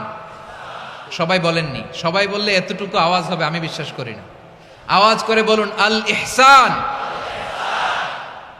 ইহসান মানে কারো প্রতি সফট হার্টেড হওয়া, মহানুভব হওয়া, অনুগ্রহ পরায়ণ হওয়া, অনুগ্রহশীল হওয়া, একে অপরের প্রতি দয়াদ্র হওয়া। একে অপরের প্রতি দয়াদ্র, অনুগ্রহশীল হওয়া ছাড়া মানবিক সমাজ কশিনকালেও গঠন করা সম্ভব না। প্রিয় ভাইয়েরা, সুন্দর আচরণ দিয়ে, ইহসান দিয়ে যা জয় করা যায়, নরম আচরণ দিয়ে যেটা অর্জন করা যায়, কঠোরতা দিয়ে সেটা পারা যায় না। বিষ্ণু ঈসা ইসলাম ইহসান দিয়ে, কোমল আচরণ দিয়ে, তার অনুগ্রহ দিয়ে তিনি অনেক কাফিরের হৃদয়কে জয় করে ফেলেছেন। সাইয়েদনা সুমামা ইবনে উসাল রাদিয়াল্লাহু তাআলা আনহুর কথা মনে পড়ে যায়। তিনি ছিলেন ইয়ামামার বাদশা। মদিনাতে বিশ্বনবীকে হত্যা করার নিয়তে এসেছিলেন। গোপনে গোপনে বিশ্বনবীকে হত্যা করে আবার ইয়ামামাতে তিনি ফিরে যাবেন। কিন্তু কি অবাক করা কাণ্ড, হত্যা করতে পারে নাই, সাহাবাদের হাতে তিনি ধরা পড়ে গেলেন। সাইয়েদনা সুমামা ইবনে উসাল রাদিয়াল্লাহু তাআলা আনহু হত্যার নিয়তে আসলেন, কিন্তু হত্যা করতে পারলেন না। সাহাবারা ওনাকে ধরে ফেললেন, ধরে মসজিদে নববীর পিলারের মধ্যে বেঁধে রাখলেন। সুমামা ইবনে উসাল, সিরাত থেকে শুনে, সিরাত থেকে শোনাচ্ছি, রাদিয়াল্লাহু তাআলা আনহু ইয়ামামার অধিপতি ছিলেন। ইয়ামামা বিশ্বনবীকে হত্যার জন্য আসছেন, ধরা পড়ে গেছেন, এখন মসজিদে নববীতে বেঁধে রাখছে, তার মানে বন্দী। এখন স্ট্যাটাস কি? বন্দী, ক্যাপটিভ। তো বিষ্ণু ঈসা ইসলাম সাহাবাদেরকে বললেন, তার খোঁজ খবর নিও, সুমামা ইবনে উসালের খোঁজ খবর নিও। সাহাবার বলেন, ইয়া রাসূলুল্লাহ, আপনাকে হত্যা করতে এসেছে, তার তো কঠিন ক্যাপিটাল পানিশমেন্ট হওয়া দরকার, কঠিন শাস্তি হওয়া দরকার। বিশ্বনবী বললেন, না, আমি যেটা জানি তোমরা সেটা জানো না, তোমরা সুমামার সাথে ভালো আচরণ করো। বিশ্বনবী সুমামার কাছে গেলেন। প্রথম দিন যে তিনি কালেমার দাওয়াত দিলেন, ইমানের দাওয়াত দিলেন, ইসলামের দাওয়াত দিলেন, রিসালাতের দাওয়াত দিলেন, আখিরাতের দাওয়াত দিলেন। পরের দিন যে বিশ্বনবী সালাতের দাওয়াত দিলেন, যাকাতের দাওয়াত দিলেন, ইসলাম কি, কিভাবে, কেমন করে পালন করতে হয় চমৎকার আর্টিকুলেট করতে শুরু করলেন। তন্ময় হয়ে সুমামা ইবনে উসাল রাদিয়াল্লাহু তাআলা আনহু বিশ্বনবীর কথাগুলো শুনতে আরম্ভ করলো। একদিন নয়, দুই দিন নয়, টানা 3 দিন বিশ্বনবী সুমামার কাছে ইসলামকে প্রেজেন্ট করেছেন, উপস্থাপন করেছেন। আওয়াজ করে বলেন, কয় দিন? 3 দিন। 3 দিন মসজিদে নববীতে বাঁধা। আর সাহাবীদেরকে বললেন, তার খোঁজ খবর নিও, তোমরা যে রুটি বানাও এর মধ্যে সবচেয়ে ভালো আটার রুটিটা তারে দিও, সবচেয়ে রিফাইন্ড খেজুর, যেটা পিওর খেজুর, এটা তারে দিও। আর বিশ্বনবী নিজের উট থেকে দুধ দহন করে ওনার বাড়ির এক কর্মচারীকে বলেছেন, দুধ দহন করে সুমামার জন্য নিয়ে যেও। সুবহানাল্লাহ পড়বেন না? সবাই তো অবাক, ইয়ামামা থেকে আসছে নবীকে হত্যা করতে, বিশ্বনবী দেখে তারে জামাই আদর করে, তাকে মজার মজার খাবার দিও, দুধ দিও, আদর আপ্যায়ন করো। একদিন নয়, 2 দিন নয়, টানা 3 দিন বিশ্বনবী এভাবে সুমামার কাছে যেয়ে ইসলামকে প্রেজেন্ট করতে আরম্ভ করলেন, ইসলামকে উপস্থাপন করতে শুরু করলেন। আর তাকে চমৎকার এন্টারটেইনমেন্ট, আপ্যায়ন দিতে আরম্ভ করলেন। টানা 3 দিন যখন ইসলামের দ্য বিউটিজ অফ ইসলাম, ইসলামের সুমহান বাণী, সৌন্দর্য তার কাছে উপস্থাপন শেষ, তাকে আপ্যায়ন শেষ, বিশ্বনবী বললেন সাহাবেদেরকে, যাও এবার সুমামার হাতের পায়ের রশি দুটো খুলে দাও। তারা বললেন, ইয়া রাসূলুল্লাহ, কি বলেন আপনি? ও তো হত্যাকারী, সুযোগ পায় নাই, আপনারে মারতে পারে নাই, ছেড়ে দিলে আবার ও আপনার উপর তলোয়ার নিয়ে ঝাঁপিয়ে পড়বে। নবী, এই সিদ্ধান্ত আপনি নিতে যাবেন না। বিশ্বনবী বললেন, যেটা বলেছি সেটা করো, সুমামার রশিগুলো ছেড়ে দাও, সুমামার হাতে পায়ের রশিগুলো যে তোমরা খুলে দাও। সাহাবারা তর্ক জুড়ে দিলেন, লা ইয়া রাসূলুল্লাহ, এমনটা করবেন না, তো ভয়ঙ্কর ভয়ঙ্কর খুনি, কি জানি কি হয়ে যায়। বিশ্বনবী বললেন, না, তার হাতে পায়ের রশিগুলো খুলে দাও। সাহাবারা বিশ্বনবীর কথা মতো তার হাতে পায়ের রশিগুলো খুলে দিল। সুমামা মুহূর্তের মধ্যে মসজিদে নববী থেকে বের হয়ে ইয়ামামায় ফিরে না যে মসজিদে নববীর পাশে একটা খেজুর বাগান ছিল, সেখানে চলে গেলেন। সেখানে একটা ছোট্ট কুয়া ছিল, কুয়ার পানি দিয়ে তিনি গোসল করলেন। সুবহানাল্লাহ পড়েন। কুয়ার পানি দিয়ে গোসল করে মসজিদে নববীর সামনে এসে বিশ্বনবী এবং সাহাবাদের সামনে দাঁড়িয়ে সাব্বাবা উঁচু করে বললেন, আশহাদু আল্লা ইলাহা ইল্লাল্লাহ ওয়া আশহাদু আন্না মুহাম্মাদান আবদুহু ওয়া রাসূলুহু।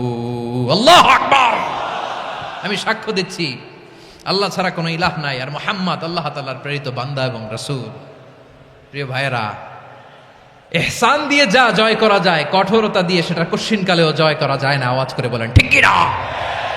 এবার সুমামা দাঁড়িয়ে বলে, ওগো নবী, আমি তো কালিমা পড়ে মুসলমান হয়ে গেলাম, এবার শোনেন, এই মুহূর্তের আগে আপনার চেহারার চাইতে নিকৃষ্ট কোনো চেহারা আমার কাছে ছিল না, কিন্তু শাহাদা পাঠ করার পরে আপনার চেহারার চাইতে উত্তম শ্রেষ্ঠ কোনো চেহারা আমার কাছে আর নাই। ও নবী, আজকের দিনের আগে ইসলাম ধর্মের চেয়ে নিকৃষ্ট অপছন্দনীয় কোনো ধর্ম আমার কাছে ছিল না, কিন্তু এই মুহূর্ত থেকে ইসলামের চেয়ে সেরা শ্রেষ্ঠ পছন্দনীয় কোনো ধর্ম আমার কাছে নাই।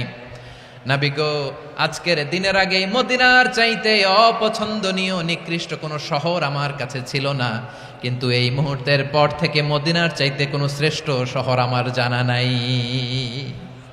সে ছিল গমের বড় ডিলার, গম বেচত। কি বেচত?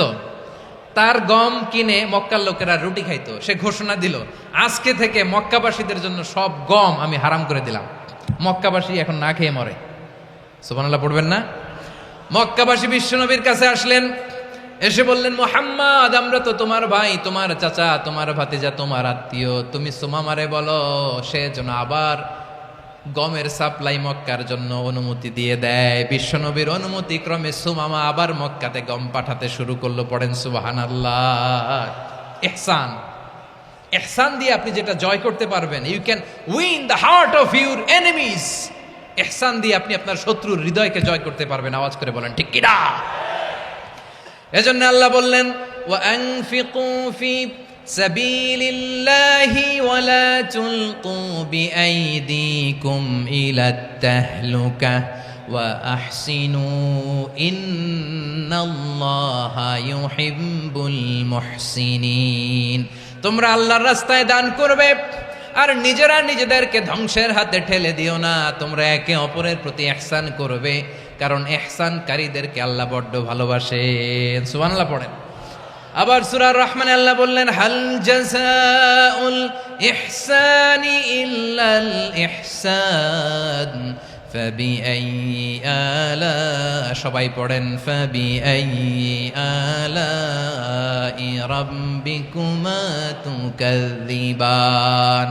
ইহসানের প্রতিদান হিসেবে ইহসানি হয়। বিশ্বনবী সুমামার প্রতি যেমন ইহসান করেছেন, সুমামাও ঠিক তেমন ইহসান ফিরিয়ে দিয়েছে। ঠিক কিনা বলেন? তাহলে এক নম্বরে হচ্ছে আদ, ন্যায় বিচার। দুই নম্বরে সবাই বলেন ইহসান, সদাচরণ।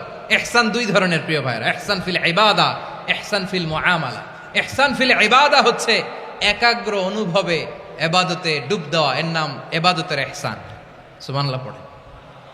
বিশ্বনবী বলেন ইহসান মানে কি জানো নাকি? হাদিসে জিবরিলে সাইয়েদনা জিবরিল আলাইহিস সালাম বিশ্বনবীকে বললেন, আখবিরনি আনিল ইহসান। নবী আমাদেরকে বলেন ইহসান মানে কি? বিশ্বনবী বললেন, আনতা আবুদাল্লাহা কাআন্নাকা তারাহু ফাইন লাম তাকুন তারাহু ফাইন্নাহু ইয়ারাক। ইহসান মানে হলো এমন ভাবে তুমি আল্লাহর সামনে নিজেকে উজাড় করে ইবাদত করবে, তুমি ভাববে তুমি আল্লাহকে দেখতে পাচ্ছ, আর এটা যদি ভাবা তোমার জন্য কঠিন হয়ে যায়, অন্তত এতটুকু তুমি ভাববা যে আল্লাহ তোমাকে দেখতে পাচ্ছেন। ঠিক কিনা বলেন? ও আমার বীর চট্টলার ভাইয়েরা, কেউ যেটা দেখে না সেটা দেখে কে? এই বিশ্বাস হৃদয়ের মধ্যে আছে? নামাজে যখন দাঁড়ান এই ফিলিংসটা আনা যাবে? হ্যাঁ, এশার সালাত তো এখনো হয় নাই না? আলোচনা শেষে এশার সালাত এখানে অনুষ্ঠিত হবে, তাই না?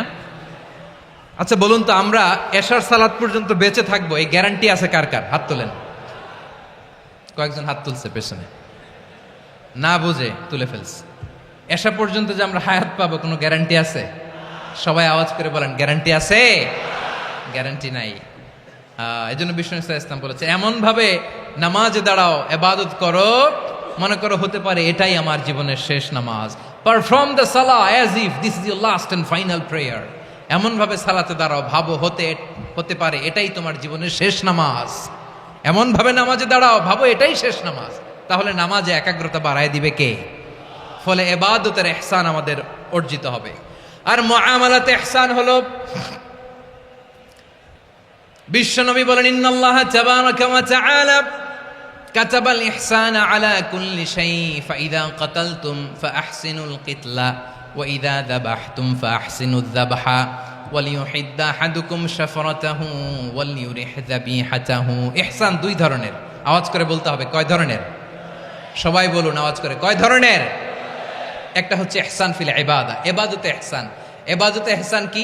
একাগ্র অনুভব দিয়ে ইবাদত করা, মন প্রাণ দিয়ে ইবাদত করা। আর মুআমালাতে ইহসান কি? সব কাজে, দৈনন্দিন কাজে, কর্মে, সামাজিক অ্যাক্টিভিটিতে কোমলতা প্রদর্শন করা, অনুগ্রহের সাথে সবকিছু করা। আল্লাহ তাআলা ইন্নাল্লাহা তাবারাকা ওয়া তাআলা কাতাবাল ইহসানা আলা কুল্লি শাই, তিনি সব কিছুর ব্যাপারে ইহসানকে আবশ্যক করেছেন। সবকিছুতে মুমিনের সব কাজে ইহসানের পরশ থাকবে। ওয়া ইযা কাতালতুম ফাহসিনুল কিতলা, বিশ্বনবী বলেন তুমি যখন কাউকে হত্যা করো ইহসানের সাথে করো। সুবহানাল্লাহ পড়বেন না? যখন হত্যা করো তখনও ইহসানের সাথে। আচ্ছা হত্যা করবো আবার ইহসান আসবে করতে করে, তো মেরেই ফেলবো আমি। আল্লাহ, ও ভাই একজন খুন করেছে, খুনি, রাষ্ট্রীয় আইনে তার শাস্তি হয়েছে ডেথ পেনাল্টি, মৃত্যুদণ্ড। এখন মৃত্যুদণ্ড দেখে আপনি যেমনে মন চায় তেমনে মারবেন লোকটারে? ওর নাক কেটে ফেলতে পারবেন? ওর কান কাটতে পারবেন? ওর চোখ উপড়ে ফেলতে পারবেন আপনি? যেমন মন চায় তার অঙ্গহানি করা যাবে না। ইহসানের সাথে তাকে হত্যা করো। সুবহানাল্লাহ, this is Islam, this is the true essence of Islam. ওয়া ইযা যাবাহতুম ফাহসিনুয যাবহা, যখন জবাই করবে তখনও ইহসানের সাথে জবাই করো। করব জবাই, ওইখানেও নাকি ইহসান। আচ্ছা কুরবানির দিন আমরা পশুগুলোরে কি করি বলেন সবাই আওয়াজ করে? জবাই। জবাই মানে তো এটার মেরেই ফেলতেছি, একটু পরে তো টুকরো টুকরো করে গোশতগুলো খাবো, এটা তো খাবো, এটা তো মেরেই ফেলবে। বিষ্ণু বলে না, জবাইয়ের মধ্যেও মুমিনের জবের ভেতরেও ইহসানের পরশ থাকা চাই। যখন জবাই করবে প্রাণীটাকে হাত পা টাইট করে বেঁধে নাও, ছুরিটাকে শার্পেন করে নাও, ধারালো করে নাও, যাতে অল্প সময়ে জবাইটা হয়ে যায়, প্রাণীটা যাতে কম কষ্ট পায়। সুবহানাল্লাহ পড়ে। দিস ইজ কল্ড ইহসান। ইহসান আল্লাহ তাআলা যেমনি আদলের আদেশ করেছেন, ন্যায় বিচার, জাস্টিস এনশিওর করতে বলেছেন, সমাজে ইহসানের ব্যবহার, ইহসানের অনুশীলন তিনি করতে বলেছেন। এজন্য মুমিনের প্রতিটি কাজে, আমার চট্টগ্রামের ভাইয়েরা আমার দিকে তাকান, খেয়াল করে শুনুন, মুমিন জীবনের প্রতিটি কাজে ইহসানের পরশ থাকা চাই। আমরা যেন আমাদের পরিবারের প্রতি ইহসান করি, আমরা যেন আমাদের কর্মচারীদের প্রতি ইহসান করি, আমরা যেন আমাদের কলিগদের প্রতি ইহসান করি, আমরা যেন আমাদের ভাইদের প্রতি ইহসান করি। মুমিন জীবনের প্রতি কাজে ইহসানের পরশ থাকার দরকার আছে না নাই? কথা বুঝতে পেরেছেন? তাহলে আল্লাহ তাআলার তিনটা আদেশ ছিল, কয়টা গেল? ভুলে গেছে, ভুলে গেছে চট্টগ্রাম। তিনটা আদেশের মধ্যে কয়টা বললাম? প্রথমে কি ছিল? আদল। 2 নম্বরে, 3 নম্বরে রব্বুল আলামিন বললেন ওয়া ইতা ইদিল কুরবা, নিকটাত্মীয়দেরকে দান করো। নিকট আত্মীয়দেরকে দাও, যারা তোমাদের ব্লাড কানেকশনের আত্মীয় তাদেরকে তোমরা দাও। এখানে জেনারেলি বললেন দাও, কি দিব সেটা তিনি এখানে বলেন নাই, সেটা তিনি সূরাতুল ইসরার মধ্যে বলেছেন। আল্লাহ বলেন ওয়া আতিযাল কুরবা হাক্কাহ, নিকট আত্মীয়দেরকে তাদের অধিকার, তাদের প্রাপ্য তোমরা বুঝিয়ে দাও। দেখেন, একটা শান্তির সমাজ, একটা সমৃদ্ধ সমাজ, একটা মানবিক সমাজ গঠনের জন্য আল্লাহ তাআলা বেশি না, মাত্র 3টা অর্ডার, 3টা ভার্ডিক্ট তিনি জারি করেছেন। 1 নাম্বার সুশাসন, ন্যায় বিচার। 2 নাম্বার ইহসান। 3 নাম্বার নিকটাত্মীয়, যারা কাছের, তোমার ভেরি ক্লোজ রিলেশনশিপে আছে, তাদেরকে দাও। দাও, দিলে বাড়িয়ে দেয় কে? অনেকে দিতে চায় না, কৃপণতা করে। দিলে বাড়ায় দেয় কে? ও মিয়া, মদিনার মধ্যে সবচাইতে গরিব সাহাবী ছিল বেলাল রাদিয়াল্লাহু তাআলা আনহু। ওনার এন্টায়ার অ্যাসেট, সম্পদের পরিমাণ কতদূর জানেন? একটা লুঙ্গি। বেলাল রাদিয়াল্লাহু তাআলা আনহু, ওনার টোটাল ওয়েলথের এস্টিমেশন হচ্ছে মাত্র একটা লুঙ্গি। একটা লুঙ্গি, টোটাল ওয়েলথ এস্টিমেশন, টোটাল সম্পদের পরিমাণ বেলাল রাদিয়াল্লাহু তাআলা আনহুর কি ছিল? কথা বুঝে নাই বোধহয়। কি ছিল? ওই বেলাল রাদিয়াল্লাহু তাআলা আনহুকে বিষ্ণু ইসলাম বলেছেন, আনফিক ইয়া বেলাল, ও বেলাল তুমিও দাও। ওয়ালা তাখশা মিন যিল আরশি ইখলালা, আরশের অধিপতির তো কোনো ঘাটতি নাই, তুমি দিলে ওই আল্লাহ তোমারে বাড়ায় দিবে। এজন্য আমার প্রিয় ভাইয়েরা, দিলে কমে না, দিলে বাড়ে। অনেকে ধরে রাখে, নতুন কিছু নিতে পারে না, হাত দিয়ে যেটা ধরে রেখেছেন এটা দিয়ে দেন, বড় একটা ধরার সুযোগ পাবেন। জোরে বলেন ঠিক কিনা? ধরেন 5 কেজি ওজনের একটা ধরে রাখছেন, এখন 10, এটা না ছাড়লে 10 কেজি ধরতে পারবেন আপনি? আচ্ছা, 10 কেজির জিনিস একটা আছে হাতে, ওইটা যদি ছেড়ে দেন তাইলেই না 15 কেজি ধরতে পারবেন। কথা বলেন ঠিক কিনা? তাহলে দিলে বাড়িয়ে দেয় কে?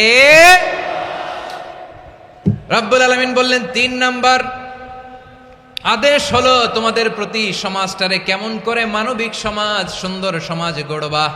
3 নাম্বার আদেশ হলো ওয়া আতিদাল কুরবা হাক্কা, নিকটাত্মীয়দেরকে তাদের প্রাপ্য বুঝিয়ে দাও। এই নিকটাত্মীয়দেরকে তাদের অধিকার বুঝিয়ে দেওয়া, প্রাপ্য বুঝিয়ে দেওয়াতে আমাদের গাফলতি আছে না নাই? চট্টগ্রামে নাই? মাশাআল্লাহ আছে, আছে। অনেকে দেখবেন অনেক আল্লাহওয়ালা, তাহাজ্জুদ গুজার, সেজদা দিতে দিতে কপালে কালো দাগ ফেলে দিছে, সে তার বোনের হকটা আদায় করে নাই। আছে না নাই? হ্যাঁ, এখানেও আছে। সর্বনাশ। অনেক বড় হাজী সাহেব, বিশাল লম্বা দাড়ি, ছেলেরে সব দিয়ে দিছে, মেয়েরে কিছু দেয় নাই, মেয়ের হক আদায় করে নাই। আছে না নাই? এই হাজী সাহেবেরা, এই আল্লাহওয়ালারা কিয়ামতের ময়দানে আটকে যাবে। আপনি অন্যের অধিকার নষ্ট করেছেন, তাদের রাইটসকে ভায়োলেট করেছেন। এজন্য আল্লাহ তাআলা বলেন, কারো অধিকার যদি কেউ নষ্ট করে, ওই সমাজটা মানবিক সমাজ কঠিনকালেও হতে পারে না। এজন্য 3 নম্বর আল্লাহ বললেন ওয়া ইতা ইদিল কুরবা, নিকটাত্মীয়দেরকে দাও। কি দিবা? তাদের অধিকার দিয়ে দাও। বোনের অধিকার বুঝিয়ে দাও, মেয়ের অধিকার বুঝিয়ে দাও, ফুফুর অধিকার বুঝিয়ে দাও। দেখবেন অনেক মায়েরা ছেলের পাতে মুরগির রান দেয়, মেয়ের পাতে দেয় মুরগির ঠ্যাং। এরকম আছে না নাই? ছেলেরা কি দেয়? মুরগির। মেয়ের পাতে কি দেয়? তো মেয়ের কি মুরগির রান খেতে মনে চায় না? মনে চায় না? এমনটা করা যাবে না। নিকটাত্মীয়দেরকে অধিকার দিয়ে দাও, নিকটাত্মীয়ের সাথে সুসম্পর্ক রাখো। আদেশটা কার? এজন্য প্রিয় ভাইয়েরা, জীবনে যদি বারাকা অর্জন করতে চান, নিকটাত্মীয়দের সাথে সুসম্পর্ক রাখতে হবে, তাদের জন্য উপহার পাঠাতে হবে। বিশ্বনবী বলেন লা ইয়াদখুলুল জান্নাতা কাতে, যে ব্যক্তি আত্মীয়তার সম্পর্ককে ছিন্ন করে দেয়, সে কঠিনকালেও আল্লাহর জান্নাতে ঢুকবে না। আপনি কি এটারে সহজ হাদিস মনে করছেন? এটা সহজ কথা? আপনি ভাবছেন আপনার নামাজ আপনারে বাঁচাতে পারবে? আপনার রোজা বাঁচাতে পারবে? আপনার তাহাজ্জুদ আপনারে বাঁচাতে পারবে? আপনি অধিকার নষ্ট করলে কিছুই আপনারে বাঁচাতে পারবে না। এজন্য নিকট আত্মীয়দেরকে দিতে হবে বেশি বেশি। বিশ্বনবী বলেন ইন্না সাদাকাতা আলাল মিসকিনি সাদাকা ওয়া আলা যির রাহিমি ইসনাতান সাদাকাতুন ওয়া সিলা। মিসকিনরে দান করলে শুধু দানের সওয়াব হয়, নিকট আত্মীয়কে দান করলে 2টার সওয়াব হয়। সাদাকার সওয়াব হয়, আবার আত্মীয়তার বন্ধন অটুট রাখার সওয়াব হয়ে যায়। আবার বিশ্বনবী বললেন মান সাররাহু আইয়ুবসাতা লাহু ফি রিজকিহি ওয়া ইউনসালাহু ফি আসারিহি ফালইয়াসিল রাহিমা। যে ব্যক্তি তার রিজিকের প্রশস্ততা চায় আর হায়াতে বরকত চায়, সে যেন তার আত্মীয়ের সাথে সুসম্পর্ক রাখে। আমার প্রিয় চট্টলার ভাইয়েরা, আমাদের রিজিকে আমাদের রিজিক বাড়ুক, এটা আমরা চাই কি চাই না? সবাই চান? হ্যাঁ, আমাদের রিজিকে প্রশস্ততা আসুক, চাই কি চাই না? আমাদের হায়াতে বরকত আসুক, আমরা চাই কি চাই না? এই দুইটা যদি চান তাহলে নিকটাত্মীয়দের সাথে সুসম্পর্ক রাখবেন, পারবেন? তাহলে সমাজটারে মানবিক সমাজ বানায় দিবে কে? তিনটা আদেশ চলে গেল, কয়টা? আওয়াজ করে বলেন। 1 নম্বরে কি ছিল? 2 নম্বরে, 3 নম্বরে নিকটাত্মীয়দেরকে দান। আপনাদেরকে আরো শোনার আগ্রহ আছে? আপনাদের মনোযোগ আছে না গেছে? কষ্ট হচ্ছে না? মাশাআল্লাহ, মাশাআল্লাহ। তাকবীর পড়ুন, লিল্লাহে তাকবীর।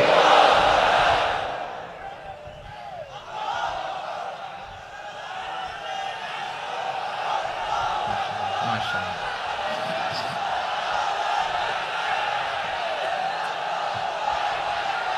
আমার প্রিয় ভাইয়েরা, আল্লাহ তাআলা তিনটা জিনিসের যেমনি আদেশ করেছেন, অনুরূপভাবে তিনটা বিষয় তিনি বারণ করেছেন, নিষেধ করেছেন। ওগুলোর কাছেও যাওয়া যাবে। শুনবেন। রাব্বুল আলামিন বলেন, ওয়ায়ানহা আনিল ফাহশাই ওয়াল মুনকারি ওয়াল বাগি। আমি যেমনি তিনটি বিষয়ে আদেশ করলাম, অনুরূপভাবে তিনটি বিষয়ে বারণ করলাম, নিষেধ করলাম। আমার 1 নাম্বার নিষেধাজ্ঞা হলো অশ্লীলতার প্রতি। ফাহশা, ওয়ায়ানহা আনিল ফাহশা, আল্লাহ তাআলা অশ্লীলতাকে নিষেধ করেছেন। কোন জিনিসকে? সবাই বলুন, কোন জিনিসকে? যত ধরনের, যত টাইপের, যত ক্যাটাগরির অশ্লীলতা হতে পারে, সব অশ্লীলতাকে হারাম করেছেন কে? ফাহশা মানে কি? কথায়, কাজে, আচরণে, কমেন্ট, ফেসবুকের কমেন্টসে যত ধরনের নোংরামো আছে, যত ধরনের অশ্লীলতা আছে, এটাকে আরবিতে বলে ফাহশা। এটাকে কি বলে? রাব্বুল আলামিন বলেন, কুল ইন্নামা হাররামা রাব্বিয়াল ফাওয়াহিশা মা যাহারা মিনহা ওয়া মা বাতান। ও নবী, আপনি বলে দেন, আমার রব প্রকাশ্য, অপ্রকাশ্য, স্পষ্ট কিংবা অস্পষ্ট, দৃশ্যমান কিংবা অদৃশ্যমান সব অশ্লীলতাকে হারাম করেছেন। সব ধরনের অশ্লীলতা হারাম, সব ধরনের। আল্লাহ তাআলা আমাদেরকে অশ্লীলতা থেকে বাঁচায়, অশ্লীলতা থেকে তিনি আমাদেরকে হেফাজত করুক, পড়েন আমিন। এবার বলেন, আমাদের সমাজে অশ্লীলতা আছে না নাই? চট্টগ্রামে নাই? আমি কই নাই, ওনারা বলে আছে। দেখছেন, আমি সামহাও বাঁচায় দেওয়ার ট্রাই করতেছি, ওনারা বলে আছে। অশ্লীলতা নানা ভাবে, নানা নামে, নানা মোড়কে আমাদের সমাজে আছে না নাই? সংস্কৃতির নামে, ফ্যাশনের নামে, বিনোদনের নামে, উপন্যাসের নামে, কনসার্টের নামে অশ্লীলতা আছে না নাই? আপনি দেখেছেন কনসার্টগুলোর অবস্থা? এই যে আতিফ আসলাম যে আসছে আমাদের দেশে, তারপর কে আসছে, আমাদের তরুণ তরুণীরা, আমাদের যুবক যুবতীরা, আমাদের জেনজিরা, কি অবস্থা ওইখানে? হ্যাঁ, কি অবস্থা? কে বাঁচাবে ওদের? কে রক্ষা করবে ওদের ইমানের, ওদের চরিত্রের হেফাজতের গ্যারান্টি কে দিবে? কনসার্টের নামে অশ্লীলতা আছে না নাই? ছেলে মেয়ে একে অপরকে জড়ায় ধরতেছে, একে অপরকে চুমু খাচ্ছে, প্রকাশ্যে, দিবালোকে, গণমানুষের সামনে। আল্লাহ তাআলা এই অশ্লীলতা থেকে আমাদেরকে বেঁচে থাকতে বলেছেন, বেঁচে থাকতে বলেছেন। রূপালী জগতের নামে অশ্লীলতা আছে না নাই? এই টার্মটা আপনারা জানেন না? রূপালী জগৎ কি জগৎ? আসলে কি রূপালী জগৎ না অন্ধকার জগৎ? আমার বোনেরা, আপনাদেরকে যে কি বলে তারা বুঝায়, রূপালী জগৎ শুনেই আপনি ভরকে যাবেন না। রূপালী জগতে যে নারী যত বেশি উলঙ্গ, সে নাকি তত বেশি সাহসী। জানেন, বলে এটা একটা সাহসী নারী, খুব সাহসী পদক্ষেপ তার। যত বেশি শরীর থেকে কাপড় নামাতে পারবে, যত বেশি বস্ত্রহীন হয়ে নিজেকে প্রেজেন্ট করতে পারবে, সে নাকি তত বেশি সাহসী। আমার চট্টলার ভাইয়েরা, শয়তানের প্রথম এজেন্ডা ছিল বনি আদমকে বস্ত্রহীন করা। সে আদম এবং হাওয়া আলাইহিস সালামকে নিষিদ্ধ গাছের ফল খাইয়ে তাদেরকে বস্ত্রহীন করেছে। এই জামিনেও সে আমাদেরকে বস্ত্রহীন করতে চাইবে। এই রূপালী জগতের নামে তারা এটা করে। আমার প্রিয় বোনেরা, আপনি জানেন না আপনার দাম কত। ওরা আপনাদেরকে বিজ্ঞাপনের সস্তা পণ্য বানাতে চায়। ওরা আপনাদেরকে ওদের ভোগের লিপসার টুলস বানাতে চায়। ওরা আপনাদেরকে দিয়ে ওদের খায়েশ পূরণ করতে চায়। এটা আপনাদের জন্য মোটেও ডিগনিটি নয়, এটা আপনাদের জন্য সম্মান নয়। আপনার সম্মান শালীনতায়, আপনার সম্মান হেজাবে, আপনার সম্মান ভদ্রতায়, আপনার সম্মান আপনার ডিসেন্ট পোশাকে। পোশাক বলে দেয় এই নারীটা ভদ্র না অভদ্র। পোশাক বলে দেয় এই মেয়েটা কোন ঘরের মেয়ে। আওয়াজ করে বলেন ঠিক কিনা? আপনি জানেন না আপনারা সস্তা পণ্য বানায়, ভোগের পণ্য, বিলবোর্ডে আপনাকে উলঙ্গ করে উপস্থাপন করে। এই অশ্লীলতার সাথে ইসলামের কোনো সম্পর্ক। এজন্য আল্লাহ বলেন, আমি অশ্লীলতাকে হারাম করেছি। অশ্লীলতাকে হারাম করার প্রথম কারণ হলো এর মাধ্যমে মানবতাকে অপমানিত করা হয়। কারণ মানুষের সম্মান মানুষের পোশাকে। মানুষ যখন পোশাকহীন হয়ে যায়, বস্ত্রহীন হয়ে যায়, তার সম্মান কমে যায়, ঠিক কিনা? অশ্লীলতাকে হারাম করার প্রথম কারণ হচ্ছে মানুষ মানুষকে অপমান করে। একটা নারী, সে তো সম্মানিত। নারী যে কত সম্মানিত, নারীর এটা বুঝেই নাই। বিশ্বনবী বলেন, আর দুনিয়া কুল্লুহা মাতা ওয়া খায়রু মাতা'আদ দুনিয়া আল মারআতুস সালিহা।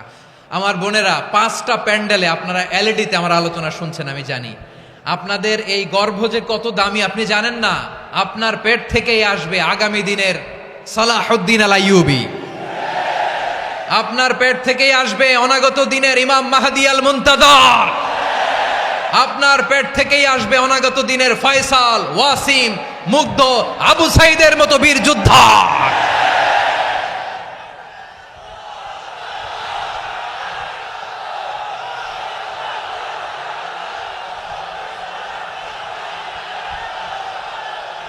আমার প্রিয় বোনেরা, আমার প্রিয় বোনেরা, বিশ্বনবীর কথার ওজন খেয়াল করেন। আর দুনিয়া কুল্লুহা মাতা ওয়া খায়রু মাতা'আদ দুনিয়াল মারআতুস সালিহা। দুনিয়ার সবকিছুই অ্যাসেট, এর মধ্যে সবচেয়ে দামি অ্যাসেট নেককার নারী। আপনার গর্ভ যে কত দামি আপনি জানেন না। নিজের সময়টাকে কাজে লাগান, কোরআন পড়েন, সুন্নাহ পড়েন। আপনার অনেক দায়িত্ব ঘরে। You are the MD of your family. একটা family it's a very big institution. পরিবার একটা অনেক বড় প্রতিষ্ঠান। and you are the MD of your institution. আপনি এই পরিবারের MD, managing director of your family. এখানে আপনার কত দায়িত্ব। আপনি ছেলে মেয়েদেরকে তারবিয়া করবেন। আপনি আপনার স্বামীর জন্য ঘরটার জান্নাতের নীর বানাবেন। আপনার জন্য জান্নাতের ডুপ্লেক্স বাড়ি ওইখানে তৈরি করে রাখবে কে? আপনি যে কত দামি আপনি জানেন না। নারীদেরকে আল্লাহ বানিয়েছেন উচ্চতর করে, নিম্নতর নয়। নারীদেরকে ছোট্ট জিনিস দিলে এটার বড় করে দেয়। নারীদেরকে ভ্রূণ দিলে, শুক্রাণু দিলে নারী এটারে বাচ্চা হিসেবে উপহার দেয়, ঠিক কিনা? বিয়ের মাধ্যমে স্বামী যখন তার শুক্রাণু তার স্ত্রীকে উপহার দেয়, স্ত্রী রিটার্নে কি উপহার দেয়? ফুল ফর্ম বেবি, মানব সন্তান। দেখছেন, আপনি দিলেন একটুক, উনি দিছে বিশাল। আপনি যদি নারীকে বাজার এনে দেন, নারী এটাকে সুস্বাদু খাবারে রূপান্তর করে দেয়। আপনি তাকে একটা মুচকি হাসি দিয়ে দেন, সে তার কলিজা দিয়ে দেয়। কিন্তু যদি আপনি তার মনে কষ্ট দেন, সে আপনার জীবনকে জাহান্নাম বানায়া দেয়। খবর আছে, নারীর মন বুঝতে পারলে নেয়ামত, বুঝতে না পারলে কিয়ামত, ঠিক কিনা বলেন? আমার প্রিয় বোনেরা, আপনি যে কত দামি আপনি জানেন না। জানেন না আপনি কত দামি, অনেক দামি আপনি। আপনাদেরকে যেন ভোগের সস্তা পণ্য বানাতে না পারে, আপনাদেরকে সচেতন থাকতে হবে, সজাগ থাকতে হবে, কনসার্ন থাকতে হবে। শয়তানের ওই হাতছানির দিকে আর নজর দেওয়া যাবে না। তাহলে কেন আল্লাহ তাআলা এই ফাহশা, অশ্লীলতাকে হারাম করলেন? 1 নাম্বার, এতে হিউম্যান ডিগনিটি কমে। 2 নাম্বার, এতে মানুষের অধিকার নষ্ট হয়। আপনি বিয়ে করেছেন এরে, পরকিয়া করেন ওর সাথে, এরকম আছে না নাই? স্ত্রীর অধিকার নষ্ট করেছেন। আপনি বিবাহ সম্পর্কে আবদ্ধ হয়েছেন তার সাথে, আপনি পরকিয়া করেন ওই ছেলের সাথে, আপনি আপনার হাজবেন্ডের সাথে বিট্রে করেছেন। এজন্য আল্লাহ অশ্লীলতাকে হারাম করেছেন। অশ্লীলতাকে হারাম করার আরেকটা কারণ হচ্ছে আল্লাহ তাআলা এই হিউম্যান জেনারেশনকে, এটাকে প্রিজার্ভ করতে চায়। হিফজুন নাসাল, এটা মাকাসিদুশ শরিয়ার অনেক গুরুত্বপূর্ণ একটা মাকাসিদ, অনেক গুরুত্বপূর্ণ। আপনার নাসাল, আপনার জেনারেশনকে সংরক্ষণ করা। এই যে আসতেছে ফেব্রুয়ারি, কত ফেব্রুয়ারি জানো? এটা কি বিশ্ব ভালোবাসা দিবস? হ্যাঁ, কি দিবস? এই বিশ্ব ভালোবাসা দিবসের সাথে মুসলমানদের কোনো সম্পর্ক নাই। আমার প্রিয় ভাইরা, এই যে আপনি অবৈধ সম্পর্কে জড়ালেন, কেন আল্লাহ অশ্লীলতাকে হারাম করেছে দেখেন। বলতেছিলাম যে এটা আপনার নাসাল, আপনার জেনারেশন, আপনার লিনিয়েজ, আপনার বংশকে প্রিজার্ভ করা। কে কার বাবা, কে কার মা, বাবা মা জানা, প্রজন্মকে প্রিজার্ভ করা, এটা ইসলাম ওয়াজিব করে দিয়েছে। এই যে অবৈধ সম্পর্কের কারণে, বিশ্ব বেহায়া দিবসের কারণে, এগুলোর আউটকাম, আউটপুট হিসেবে মাঝে মাঝে এই ঢাকা মেডিকেলের ডাস্টবিনে নবজাতকের বাচ্চার কান্নার আওয়াজ শুনতে পাওয়া যায়। চট্টগ্রাম মেডিকেলের ডাস্টবিনে নবজাতকের কান্না শুনতে পাওয়া যায়। বীর চট্টলার মুসলমানেরা বুঝতে পারলে আওয়াজ করে বলেন। এই যে চট্টগ্রাম মেডিকেলে যে নবজাতকটা পাওয়া গেল, ওর বাবাকে আমাকে বলেন, ওর বাবাকে, ওর মাকে, ও কোন ফ্যামিলির সন্তান কেউ জানে? আপনি হিউম্যান ডিগনিটিকে অপমান করেছেন না? আপনি তার ভবিষ্যৎকে অন্ধকার করেছেন না? আপনি তার লিনিয়েজকে প্রশ্নবিদ্ধ করে দিয়েছেন না? এই জন্য আল্লাহ তাআলা অশ্লীলতাকে আমাদের জন্য হারাম করে দিয়েছেন। পড়েন সুবহানাল্লাহ। এই জন্য রাব্বুল আলামিন বলেন, কুল ইন্নামা হাররামা রাব্বিয়াল ফাওয়াহিশা মা যাহারা মিনহা ওয়া মা বাতান। প্রকাশ্য অপ্রকাশ্য সব অশ্লীলতাকে হারাম ঘোষণা করে দিয়েছে কে? আবার দুনিয়ার বুকে যারা অশ্লীলতার প্রসার করে তাদের জন্য শাস্তি মজুদ রেখেছে কে? রাব্বুল আলামিন বলেন, ইন্নাল্লাযীনা ইউহিব্বুনা আন তাশিআল ফাহিশাতু ফিল্লাযীনা আমানু লাহুম আযাবুন আলীমুন ফিদ দুনিয়া ওয়াল আখিরাতি ওয়াল্লাহু ইয়ালামু ওয়া আনতুম লা তা'লামুন। নিশ্চয়ই যারা বিশ্বাসীদের মাঝে অশ্লীলতার প্রচার প্রসার করতে চায় তাদের জন্য আমি মর্মন্তুদ শাস্তি প্রস্তুত করে রেখেছি। দুনিয়াতেও রেখেছি, আখিরাতেও রেখেছি। ঘোষণাটা কার? যারা এই নাটকের নামে, সিনেমার নামে, রূপালী জগতের নামে, মুভির নামে, ওটিটি প্ল্যাটফর্মের নামে আমার সমাজে অশ্লীলতা ছড়াতে চায় তাদের জন্য কঠিন মর্মন্তুদ শাস্তি মজুদ রেখে দিয়েছে কে? ও আমার বোনেরা, এখনো আপনি জাগবেন না? এখনো আপনার চিন্তার দুয়ারে এখনো নাড়া পড়ে নাই? ওরা আপনাকে উলঙ্গ বানাতে চায়, ওরা আপনাকে আইটেম গার্ল বানাতে চায়। এজন্য ইসলাম অশ্লীলতাকে হারাম করেছে। হারাম। ইসলাম বলেছে যোজন যোজন দূরে থাকো, ওরা বলে না কাছে আসো, কাছে আসার গল্প, ক্লোজ আপ ওয়ান, কাছে আসার গল্প আছে না নাই? চট্টগ্রামে তো এগুলো নাই মাশাআল্লাহ। হ্যাঁ, এখানেও আছে ক্লোজ আপ ওয়ান, কাছে আসার গল্প। আল্লাহ বলেন, ওয়ালা তাকরাবুজ জিনা, কাছেও এসো না, জিনা থেকে যোজন যোজন কিলো দূরে থাকো, ওরা বলে কাছে আসার গল্প। আমার বীর চট্টলার ভাইয়েরা, কাছে আসতে হলে আমরা কোরআনের কাছে আসব, কাছে আসতে হলে নবীর কাছে আসব, কাছে আসার গল্প হবে আমার রবের কাছে আসার গল্প। চিল্লায় বলো ঠিক কিনা?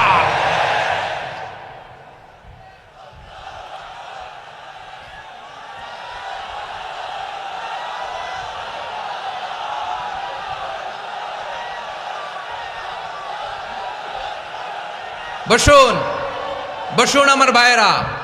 তাহলে অশ্লীলতার সাথে আমাদের কোনো সম্পর্ক? সবাই বলতে পারেননি, আওয়াজ করে বলুন, অশ্লীলতার সাথে আমাদের কোনো সম্পর্ক? আমরা এই সমস্ত ক্লোজ আপ ওয়ান, কাছে আসার গল্পের প্রোগ্রামে যাব?